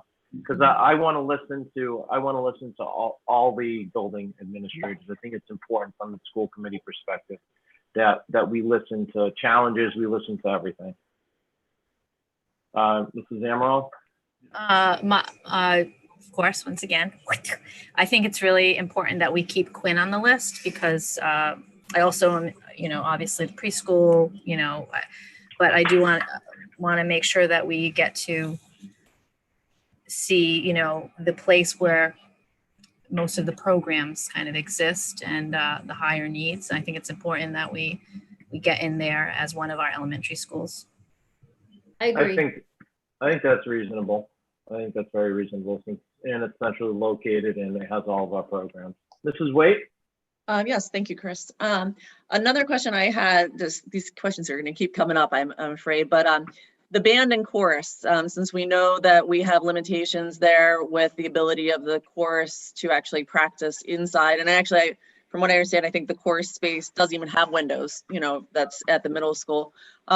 So what would be are your thoughts to have practices continue for those outside? I mean, what are your thoughts? I know that the band is doing some practicing and they have some virtual competitions. What are your thoughts there, Dr. Gifford? And can we kind of talk about that too when we go on our visit? Maybe that's something we can talk about, yeah. Yeah, and I actually, Mr. Kiley and I are actually meeting with Ian, our new director of music, tomorrow morning. He said he had a plan he was developing. So we'll be talking with him about that, as well as what the practices are looking like so far, how that's going. And as you know, I believe, and Mr. Nunes is probably much more in tune to the cancellation of the fall competitions already. And the idea of different kinds of performances, if you will. So anyway, we'll meeting with him tomorrow morning and we'll have more to say about that. Yeah. The NSBA circuit has canceled for the year. They were just going to be doing the month of October instead of starting, the middle of September. NSBA's canceled for the year. The U.S. bands, when we're going down to Connecticut and Giant Stadium, that nothing has happened there yet, but there was talk of everything being virtual. How they're going to handle it virtual, we don't know yet, but that's what we're hearing at this point in time. So what our virtual competition is going to look like, I have no idea. Perfect. Thank you very much. And then I see a little chat here from Mr. Parati that they can work with DCTV to stream all the performances live. Gotta love Mr. Parati and always trying to think out of the box. So yeah, that sounds good. So why don't we plan on 1 o'clock on Thursday? I don't know if we want to meet at the start of the middle school or at Quince, somewhere in there. We can, whatever works. If you want to talk to the administrators, Mr. Kiley or Dr. Gifford, just let us know what you guys prefer. I'm sure we'll be fine with whatever you decide. Yep, we can set a schedule for you. Great. Thank you very much. So that being said, just some other things, and I know that it's, you know, I read about it. It's in the long 55-page plan. But let's just be clear that if we do go to a hybrid, if we were open to a hybrid, what are the scenarios? And I think the public, it's important for everyone to know about what happens if someone tests positive or is symptomatic, and does that automatically mean we shut down the schools? I think these are all things that are important that the viewing public should be aware of, depending on the plan, if we do go with a hybrid plan.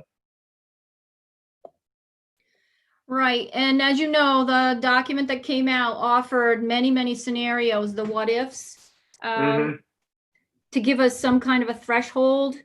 We're also waiting to see if any more information comes out over the next week about specifics, a little bit more help on what to do. But I think at that point, and we did have this conversation with Chris Mishu at the Board of Health, the minute something like that happens, we're obviously in contact with each other and determining the best course of action at that point. So unfortunately, there's no one right answer. One size fits all, right? Yeah, but we will be, as I said, working with the Board of Health, and if we need to shut a classroom down or whatever their guidance is with contact tracing, et cetera, that will help guide our decision. Sure. No, thank you, Dr. Gifford. I just know that this is just a real tough thing to wrap, for us to wrap our heads around, in addition for the administrators, the teachers, the faculty, the staff to wrap their heads around too. So thank you again for all the work that your folks are doing, and we'll look forward to meeting up on Thursday to do some walkthroughs of the building and have an opportunity to speak to some of the building administrators. Good. Okay. Any other questions on the reopening plan from my colleagues? Perfect. Well, thank you, everyone. Next up, under new business, we have the formation of the Equality and Diversity Committee. So as you remember, last week we had a conversation around some of the issues that are, you know, not unique to Dartmouth, but it's more of around a national scale with, you know, equality and diversity. And we know that we can always look to do better for our students and our faculty and staff and the community as a whole in Dartmouth. That being said, we had talked about thinking about what we were looking for the makeup of the committee. And we've asked to come back tonight at tonight's meeting and kind of talk a little bit more about it and what our thoughts are. Keep in mind that I know that a lot of the banter, a lot of the media attention has been centered around the Dartmouth Indian logo. But keep in mind that is not the sole task of this committee. As Dr. Giffen and I have spoken a number of times and at great length, is that we have there have been concerns over the years of equality and diversity issues in the Dartmouth schools, specifically Dartmouth High School. And I think it's time that we look to improve and address what we can as a school district and as a school committee. And one of those things, which I thought was a good idea, and I hope that my colleagues continue to agree, is that we're going to look at From my point of view, I look at this as an opportunity to educate myself and learn a little bit more about what goes on in the schools, as well as the history of the Dartmouth Indian, because there's clearly strong feelings and strong passion on each side. And I welcome that. I can appreciate that. But just keep in mind that this committee is not solely about the Dartmouth Indian. It's about equality and diversity as a whole in the Dartmouth Public Schools. I am more than happy to take some questions. I'll start with, I think Mrs. Amaral you had your hand up first. I just want to, I agree with everything you said there, but I just want to say that what I would like included in this committee is a voice. It doesn't have to be myself, but I certainly would be happy to sit on it in terms of representing students with disabilities in our thinking and in interweaving that within what will come of this. I mean, I think back to the Healthy Dartmouth Committee that when Dr. Gifford started as our superintendent, sort of brought back to life for some time. And honestly, we had a lot of voices at the table, but I don't know that we had much to do about diversity, which is unfortunate, but you know, we did what we did, and now we can do better. Obviously, forming this, it's really, I think, crucial that we do this for our community, for our students of color, and for all of our students and our families, to enrich our us as a community. So I just would like to make sure that there's representation for students who are often marginalized to be on this committee. It doesn't have to be me, but if it has to be, it shall be. Thank you, Mrs. Amaral. Dr. Jenkins. I was just trying to save poor Miss Townsend to say we might flip the order of the agenda, but since we're into it, I see the pictures of her 3 cute little children here and feel so bad that she's been patiently waiting, but we're into it now. So I guess she's just gonna have to wait some more. Sorry, I tried, Beth. I really tried to flip that. Yeah, I think maybe what might be a good idea is just to sort of decide what the composition of the committee could be, and maybe give them a few items, right? We have asked them, I think we agreed last time, to look at the issue of the mascot. Ms. Amaral has brought up, needs around special education. We can look at sort of the climate in our schools, and maybe give them a rough idea of just generally what they might want to look at, but then also to give them sort of the leeway to make their own charge a little, right, at one of their first meetings. So we can give them some things, but they can change that. I would say that maybe there should be a couple of us on the committee. I don't think we want more than 2, because then we've got to post meetings and that sort of stuff, right? I think we'd want maybe a few people from the school, right? So 2 from the school committee, 2 to 3 from the schools, because they know what's going on, right? And so they would need to be there to provide information. We've had a number of high school students indicate that they would want to be on that. I'd like to see some high school students on there, but I also think that we should strongly encourage the high school to maybe form a subcommittee of just high school students that could report back to that larger committee. And then I also think that maybe we should invite some community members to be a part of it, right? So those to me seem to be the sort of like the 4 stakeholders: the school committee, students, the administration, and teachers and staff, and community members. I would say maybe I might be missing buckets. I'm open to that. Maybe 2 to 3 people in each of those buckets, 2 in the school committee bucket, and 2 to 3 in those other buckets was what I was thinking. Mrs. Waite. Thank you, Dr. Jenkins. Yes, thank you, Chris.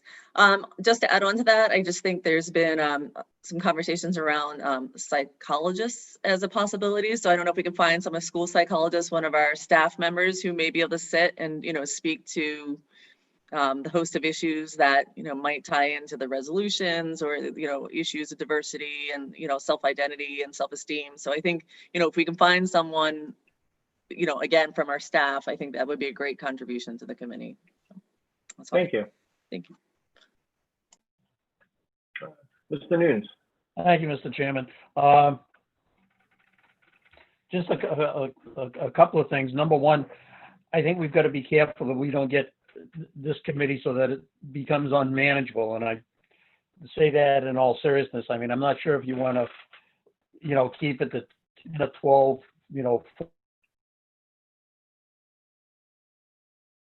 John, we lost you, I think. John. We can't hear you.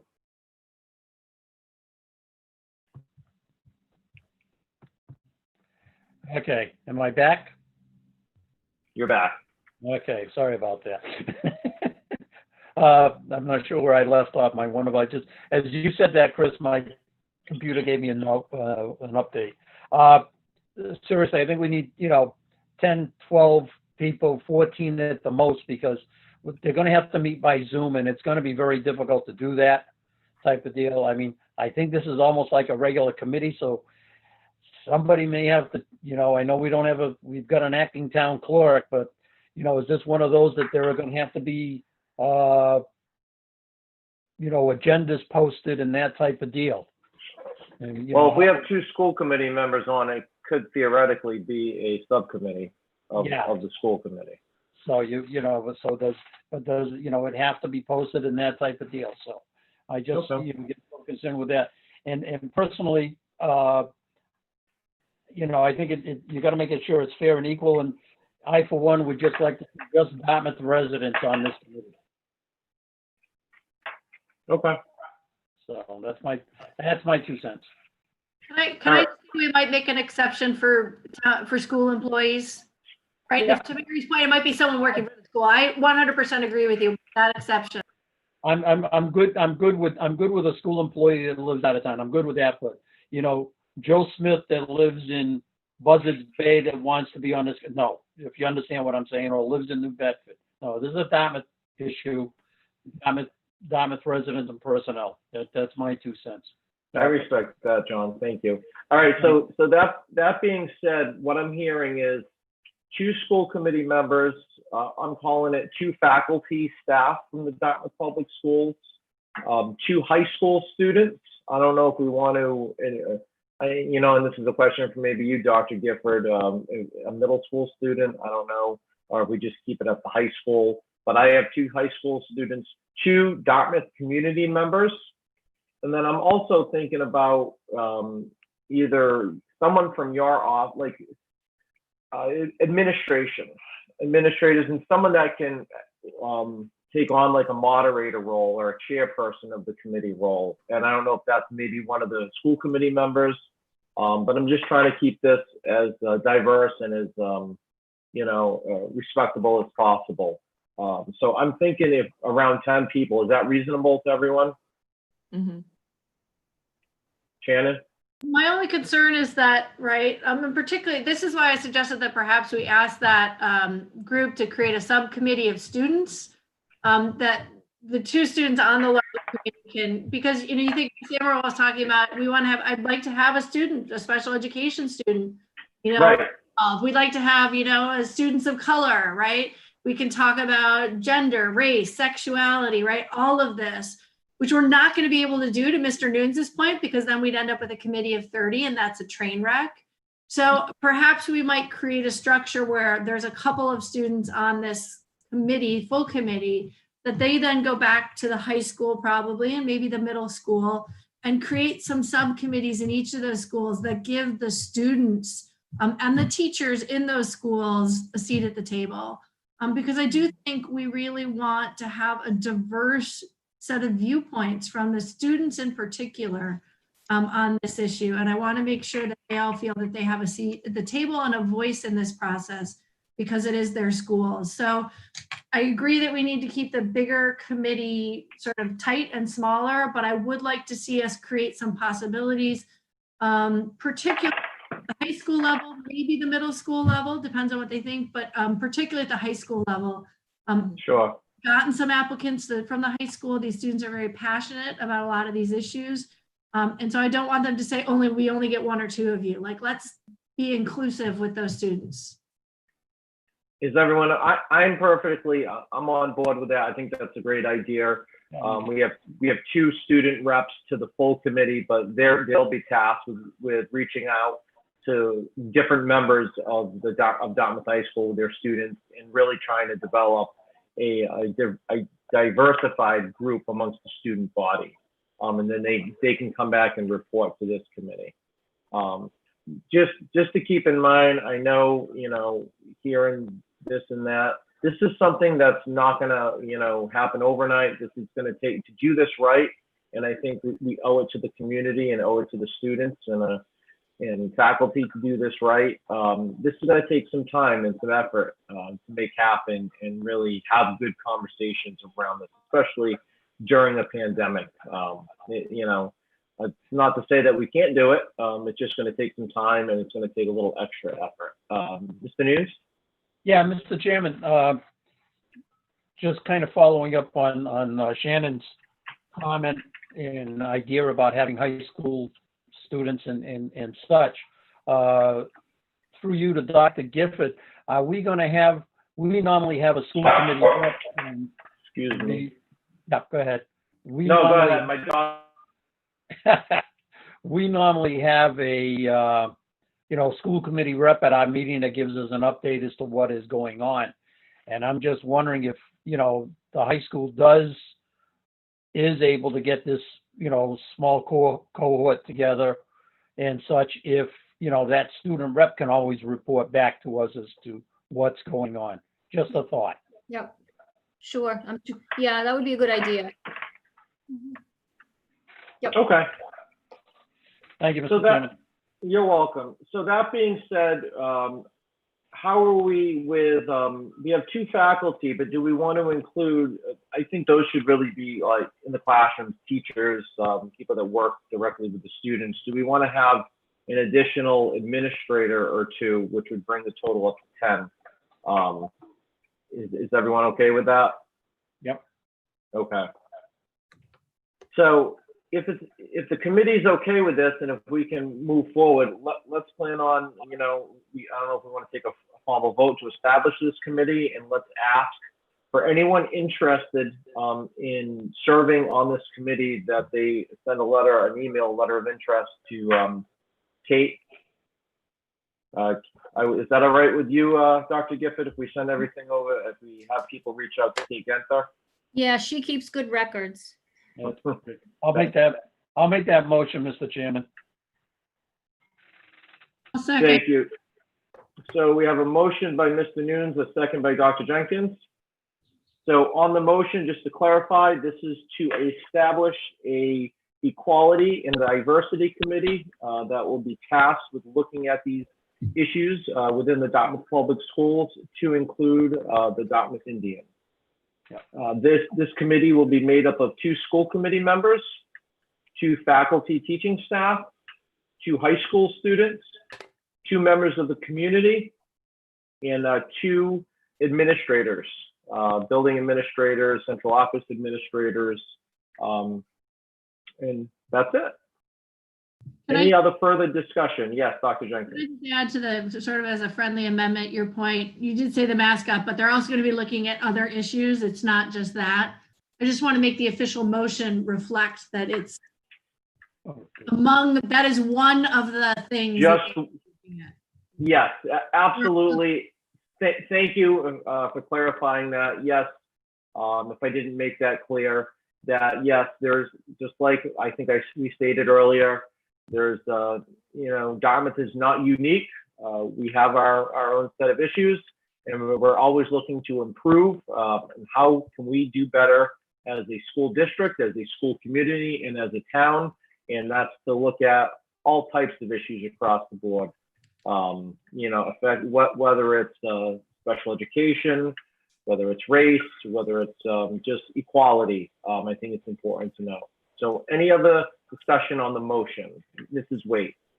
Mr. Chair, if I could also, because we had community members who emailed us specifically upset that we weren't taking on the mask resolution. This is where we are taking on that resolution, that this is going to be discussed and addressed too. So if that, just to kind of reassure those community members that that is going to be addressed, we've set this up and that's part of the plan. Yes, as far as the mass resolution, yes, I think that was discussed at the last meeting, and that's going to be brought down to policy subcommittee where we're going to continue talking about it. I think the piece of that was a lot of the curriculum piece and making sure that that we can follow through with the curriculum and all that on the resolution. Yeah. More just, is this specific to the motion, Mr. Nunes? Yeah. Go ahead. Well, this is just a follow-up on Mary's comment, but that MASC is going to policy, not this committee. Am I correct, or am I missing something? At the last meeting, it was, I don't think it was an official vote, maybe it was, but at the last meeting, we decided that we would have, push it down to policy subcommittee so Right. they could review it before we can tweak it if necessary. Yeah. Yeah, okay. And I fully expect that to happen and be brought to the committee, back to the committee. That's fine. Okay. I apologize. Good. That's okay. And before we formally vote, we'll plan on everyone sending any letters of interest, and we'll keep this on the agenda for the next meeting, see if Ms. Genther gets any applications or any letters of interest. I would fully expect the committee to kind of get off the ground once school gets off the ground, because we want to make sure that our students are back in school in some way, shape, or form. And then at that point, once school is officially reopened, we can then get this committee off the ground, because I think it's important that we do so. If there is no other discussion, all in favor? We have to roll call it. I'm sorry. Well, Roll call, please, Kate.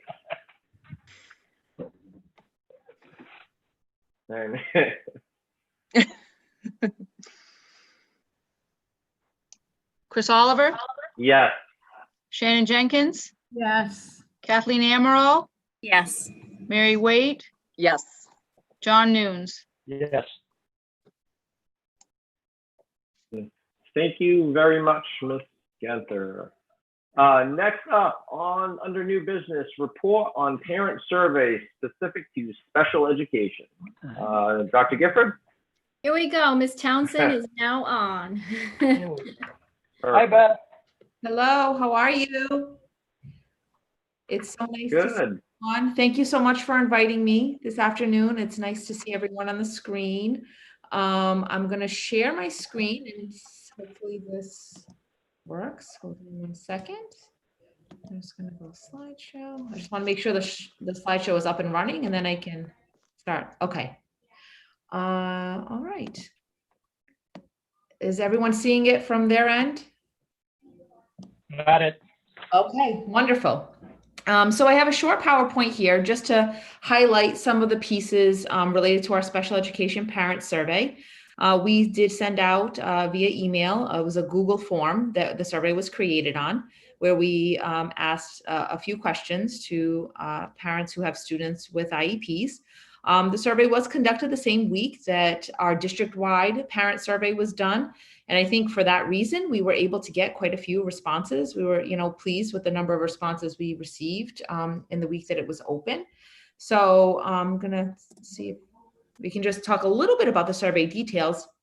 We sent the survey out to all parents who have children with individual education plans. If a parent had more than one child that had an IEP, we did ask that one survey be completed for each child because the needs are unique. Even if you have more than one child with an IEP, we wanted to get that individual information. In total, we received 221 surveys, and that is a return rate of 39.7, just shy of 40% return. And we really had a great distribution of responses across buildings and across grade levels in asking what school does your child attend, as well as what grade will your child be entering. We really had a pretty even distribution across the 6 buildings and all of the grade levels. So there's just a couple of slides that I just pulled right out of the survey in terms of the data analysis. One of the questions we asked parents was, with safety precautions in place, how do you anticipate your child will be transported to school this fall? And so you can see here, it's 67.4% said that they would use district provided transportation, and 32.6% said that they themselves would transport their child to school. So we had just under 3/4 of parents saying that they would use the district transportation. We also asked parents to thinking about those 3 plans for reopening. We did keep it open. Parents were not asked to just pick one. We asked to check all of those that they would be willing to access. So giving parents in-person instruction with precautions, a hybrid of both remote and in-person, and a remote only instruction. You can see here both the total number of responses and then in parentheses, the percentage. 81.4% of parents said that they would be willing to access the in-person instruction with precautions. 58.4% saying a hybrid of remote and in-person. And just under 30% said they'd be willing to access a remote only instructional model. Again, obviously these numbers do total well above 100 because we asked parents to really weigh in on and check as many that would apply. So some parents did choose all 3 or 1 or 2 of those. We also asked parents about team meetings. As I think some of you or all of you know, we did hold our team meetings virtually in school closure in the spring due to obviously the governor's order. And so we gave parents, again, options, asked what would they be comfortable participating in. So first, the remote Zoom meeting, which is what we used in the spring. The second was in-person meeting with social distancing measures applied. And the third was calling in for a phone conference and participating via phone. And so again, parents were able to click all 3 if they felt they would be comfortable in any one of the 3. So you see here, almost 80% felt quite comfortable with the remote Zoom meeting. For me, I felt really great about that return of 80% because we did hold so many of them in the spring, which was new for everyone, new for staff, new for parents, new for all team members. But overall, in general, they went really well. And we were really pleased with the way in which we kind of conducted protocols that worked. And, I think parents that were able to participate in the spring in the process, had really great feedback. Again, slightly more, 84.6% said they'd be willing to do an in-person meeting. And the third was calling in for a phone conference, just over 50%. We asked parents during their distance learning how often they interacted with his or her special ed liaison and or related service providers. So as you can see, quite a bit were either almost every day or frequently, over 50%. And then when you consider sometimes, it actually is over 75%. So kind of 3/4 that were either sometimes, frequently, or almost every day communicating with their special ed liaison and or related services, with the once in a while or never combined representing about 22% of those that responded. So we asked parents to just weigh in a little bit on if you did answer that it was not, that you did not have as much communication, what were some of the barriers? And so I've kind of articulated here some of the common themes. Every parent had their own, this was an open-ended question. So each parent was able to type something specific to them. But when you really pull out the common themes, the first was the challenges with Zoom or Google Meet, if that was the platform being used. Either way, video conferencing as a platform, there were difficulties understanding how to use it, both parents and students. Students had difficulty focusing on their activities, or they had a lack of interest in the Zoom meetings. Parents did speak about their work schedules, making remote learning difficult with essential workers or 2 parents who are out of the home on their work schedules that made it difficult to participate in remote. There were some parents that reported their child had some anxiety about being on camera. Of course, you're not typically, in a traditional school environment, you're not expected to kind of be on a screen in this little box, and that did bring on some anxiety. Again, difficulties navigating and accessing Google Classroom. There were some reported technology issues, either through lack of devices and or poor connectivity. Although that was not a high number of responses, that was a very small pool that represented that. Some parents spoke about the completion of physical or hands-on activities being difficult on of course, a computer screen or a Zoom, and we can all see how that can be seen. And, parents speaking that their students needed more direct support daily. So I wanted just to, as I think about all of these things, I feel re-energized, although the challenges are great and we're still very much trying to navigate the details of this. We know that when the special ed guidance from the state was issued related to the fall, a lot of these pieces are addressed, through what DESE has recommended for our schedule and our learning. Again, really focusing on a more robust special ed service delivery model, even in times when it's remote. Really making sure that those services, even if they are on a screen, that they're happening a little more within a services model as opposed to kind of a support model. So we're really excited about that. I think that will definitely assist with some of that, that direct support or lack of direct support that parents were feeling. Also, we're working really hard to kind of put together some professional development or cheat sheets or task guides to help parents and students with Google Classroom, with Zoom, that I think will make things a little more manageable. So we're kind of excited about that and think that that would have some positive impact. And also in terms of the student anxiety, we definitely as a department are looking at all of the social emotional learning supports that are going to need to be in place, both for students with IEPs and those without, around some of the anxieties related to the school closure. So we are absolutely addressing that concern through our professional development service, kind of meeting with others, articulation with providers, and between teachers. So.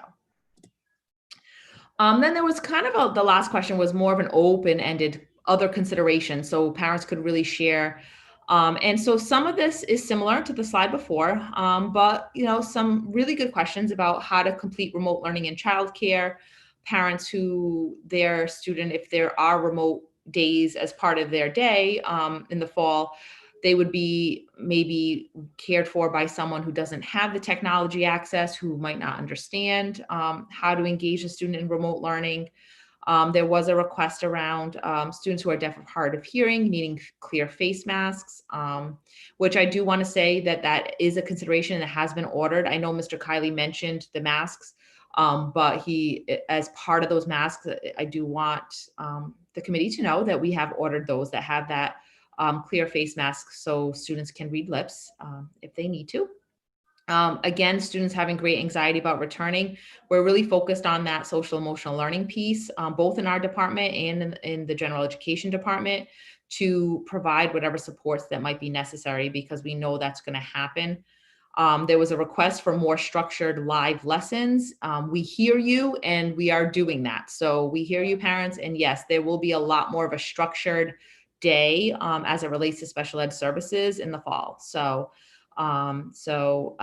again, students needing direct in-person instruction, we obviously know that is, the ideal model. And so we are balancing that against all of the different things that the committee shared earlier during this meeting in terms of safety for all and making sure that everyone is kept safe.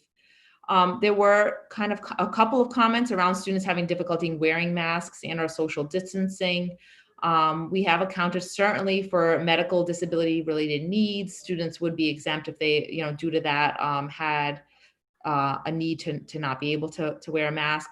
We also recognize that even if it's not the mask that's the issue, it would be difficult to social distance sometimes if a student, if their particular need is to, be close to others or seek out others. We certainly understand that would be difficult. So again, we'll have to consider that in our protocols and really have to think long and hard about how to mitigate to the extent that we can.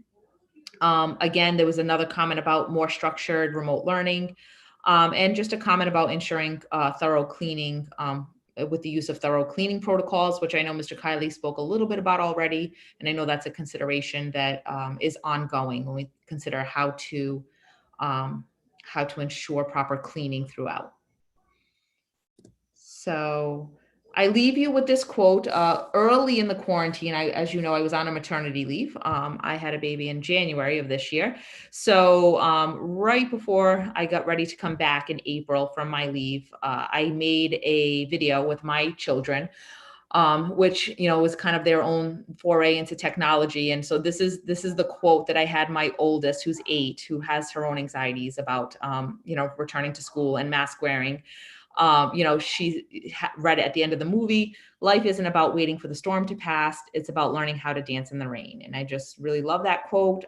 It's something I say to myself every night before bed, because obviously I, just like all of the administrators, central office directors, and all the teachers, kind of losing sleep over how difficult this all is. But just if we can try to learn how to dance in the rain. So I'm going to stop share, which I think will put the screen, oh boy, I don't know if I want to be this big on my screen. Oh, okay. But if anybody has any questions, I'd be happy to answer them. Thank you very much. We appreciate that presentation. Anyone have any questions for Elizabeth Townsend? Yes, this is Amaral. Hi. I asked a lot of questions before, so I promise I'm not going to really, but I do have, let's see. We survey the parents, and I'm sure if we survey them in 2 weeks, there may or may not be some different answers, but we've got a general kind of idea. Were you able to meet with staff and talk about some of the challenges and the successes that they've experienced during this time, specific to, you know, all students who learn differently, to see what were there any themes around similar to what the parents expressed? Or Absolutely. As a matter of fact, so again, there's so many different subgroups. There's layers of subgroups within our department. But I was fortunate to co-chair a committee that was a subgroup just related to special education as part of our remote learning task force. And as a matter of fact, we're meeting again tomorrow, but we had met a couple of times as we were developing our plan for the state. And that was our number one question, which was what worked well and what needed. And I have to say that, yes, I think overall we're all struggling because, you know, we certainly know, even from a staff perspective, that in-person instruction is the best. And we know that that's what we want for students. And to kind of balance that out with the safety needs of all the students, you know, always keeping that in mind, students and staff. But yes, I would say there were definitely some similar things, like the clear mask came up even with staff, things like, you know, making sure that, you know, the remote learning maybe had a little more of a, you know, robust feel to it. That was all, it was very similar. And I want to repeat something I said early on, just from my own experience, you know, with remote, you know, not working much at all, but those staff that did what they could do to the best of their capacity really made a difference in that, you know, those students you may feel that they didn't feel they were reaching potentially, were getting something, even if it was just the reminder of the expectation or the familiar face. And so that really goes a long way. One other thing that's not necessarily directed to you, but it kind of is in a way, because I might have meant to say this earlier, but we're talking about kids with the medical exemptions and not having to wear the masks. And so those small subsets of high needs kids in those sub-separate programs, the staff are going to be protected in a higher level way.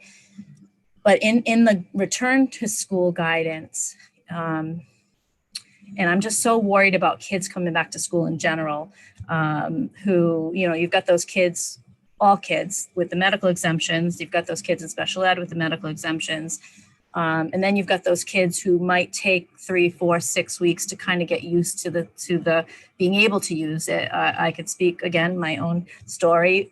Never did I think my son would put a mask on, except when we met his papa at Dick's parking lot. I mean, so he knew that he needed to wear a mask if he wanted to go in that store. So it's amazing. Kids are very resilient. But my worry is those students who,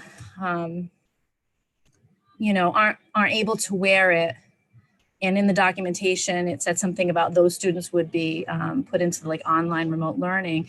So those students say who special ed aren't, there are going to be different students. There are going to be kids who are doing it to be defiant, or there are going to be kids that don't want to wear it because they're not used to it. And there are going to be kids that don't want to wear it for a variety of reasons. I worry that we jump to sort of a you're not welcome here scenario if by chance we could. So is there any kind of loophole around or expectation around thinking of those students that come back who just might need extra cueing to keep a mask on, or the routine of it on, versus those who are exempt because of a medical need?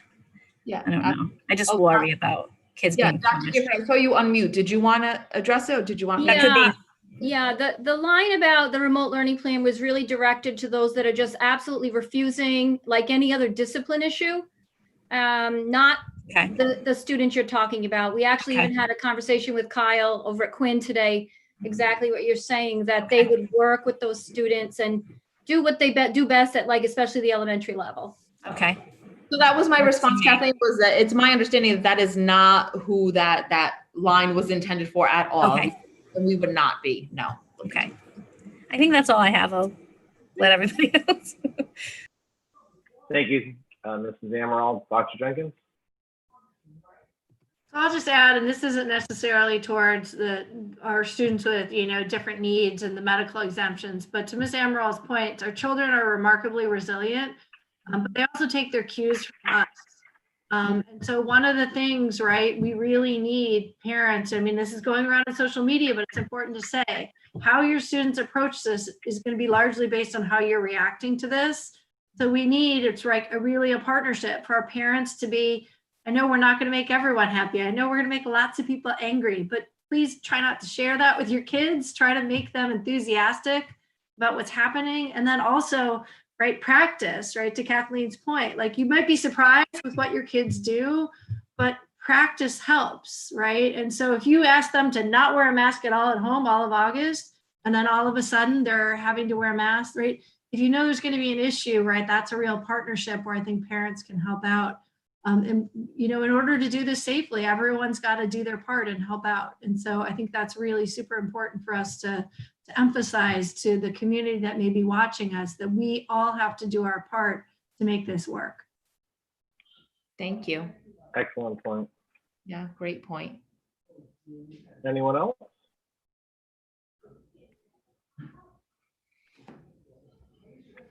Well, thank you very much for your presentation and for sticking around for all this time. Yeah, no, thank you for having me. I appreciate it. No, it was very thoughtful. There was a lot of good information that you were able to share out with not only us, but the viewing public as well, and for those people to go back and watch this. So it was definitely very much appreciated. Thank you. Thank you. I appreciate the opportunity. Thank you so much. Thank you. Have a wonderful night. Have a great night. Thank you. Enjoy it. Thank you. Next up, we have superintendent's update. I Dr. have Gifford. nothing. I have nothing else, Mr. Oliver. I think the entire focus has been on the plan, so that's about it right now. We're sticking with the plan. Sticking with the plan. Perfect. For the report of the chair, I know email went out about next Monday, the 10th, to have a meeting. Is everyone on board with that? Any Yes. concerns, issues, time restraints? Nope, good with me. Perfect. So the next meeting of the Dartmouth School Committee will be Monday, August 10th at 4 o'clock.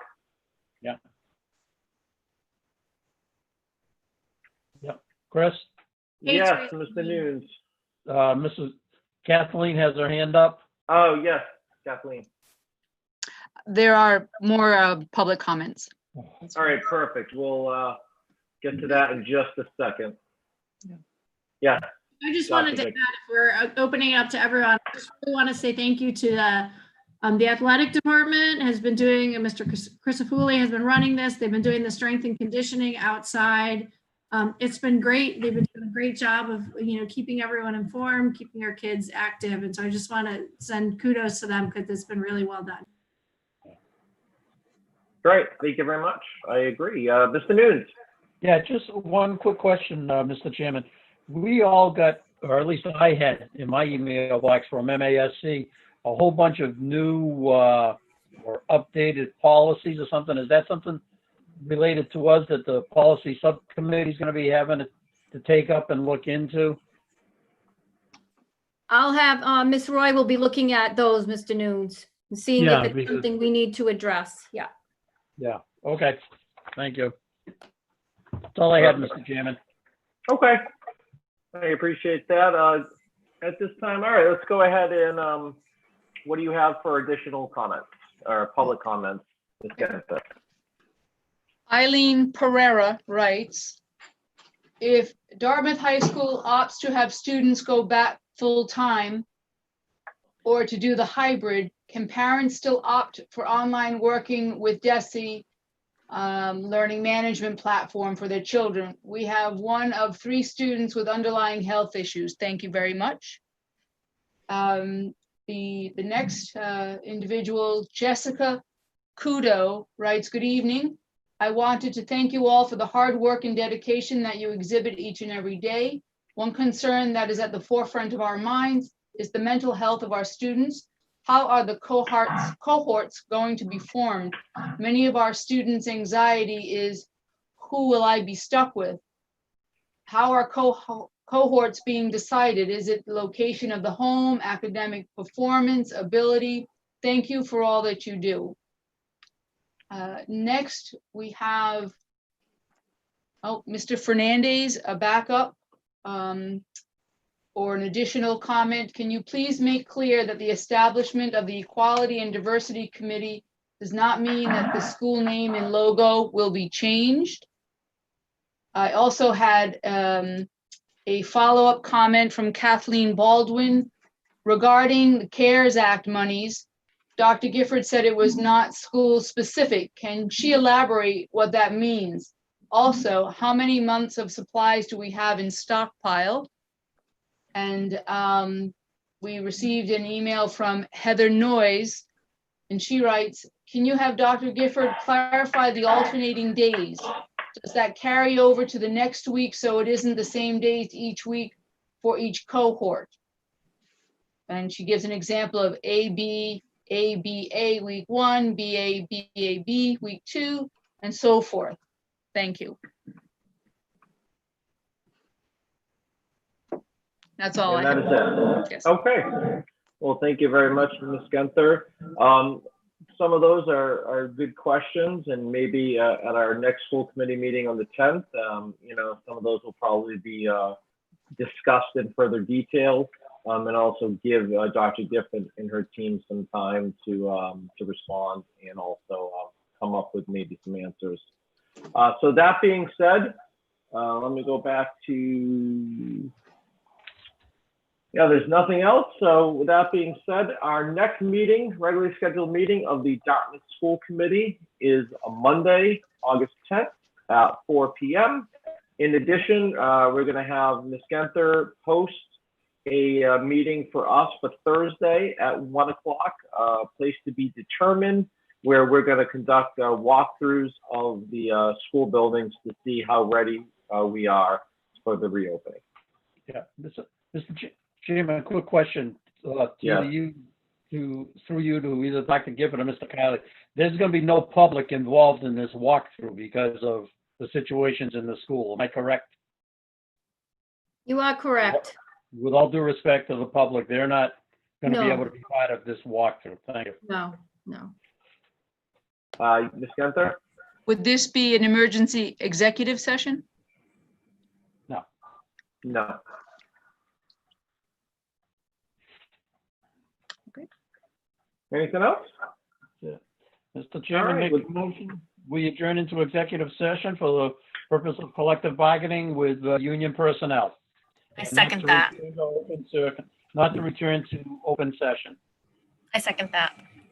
So I have a motion on the floor by Mr. Noon, second by Ms. Amaral. On the motion, any further discussion? Roll call, please. Chris Oliver, Yes. Shannon Jenkins, Yes. Kathleen Amaral, Yes. Mary Waite, Yes. John Nunes. Yes. This meeting is adjourned. Thank you, everyone. Have a wonderful night.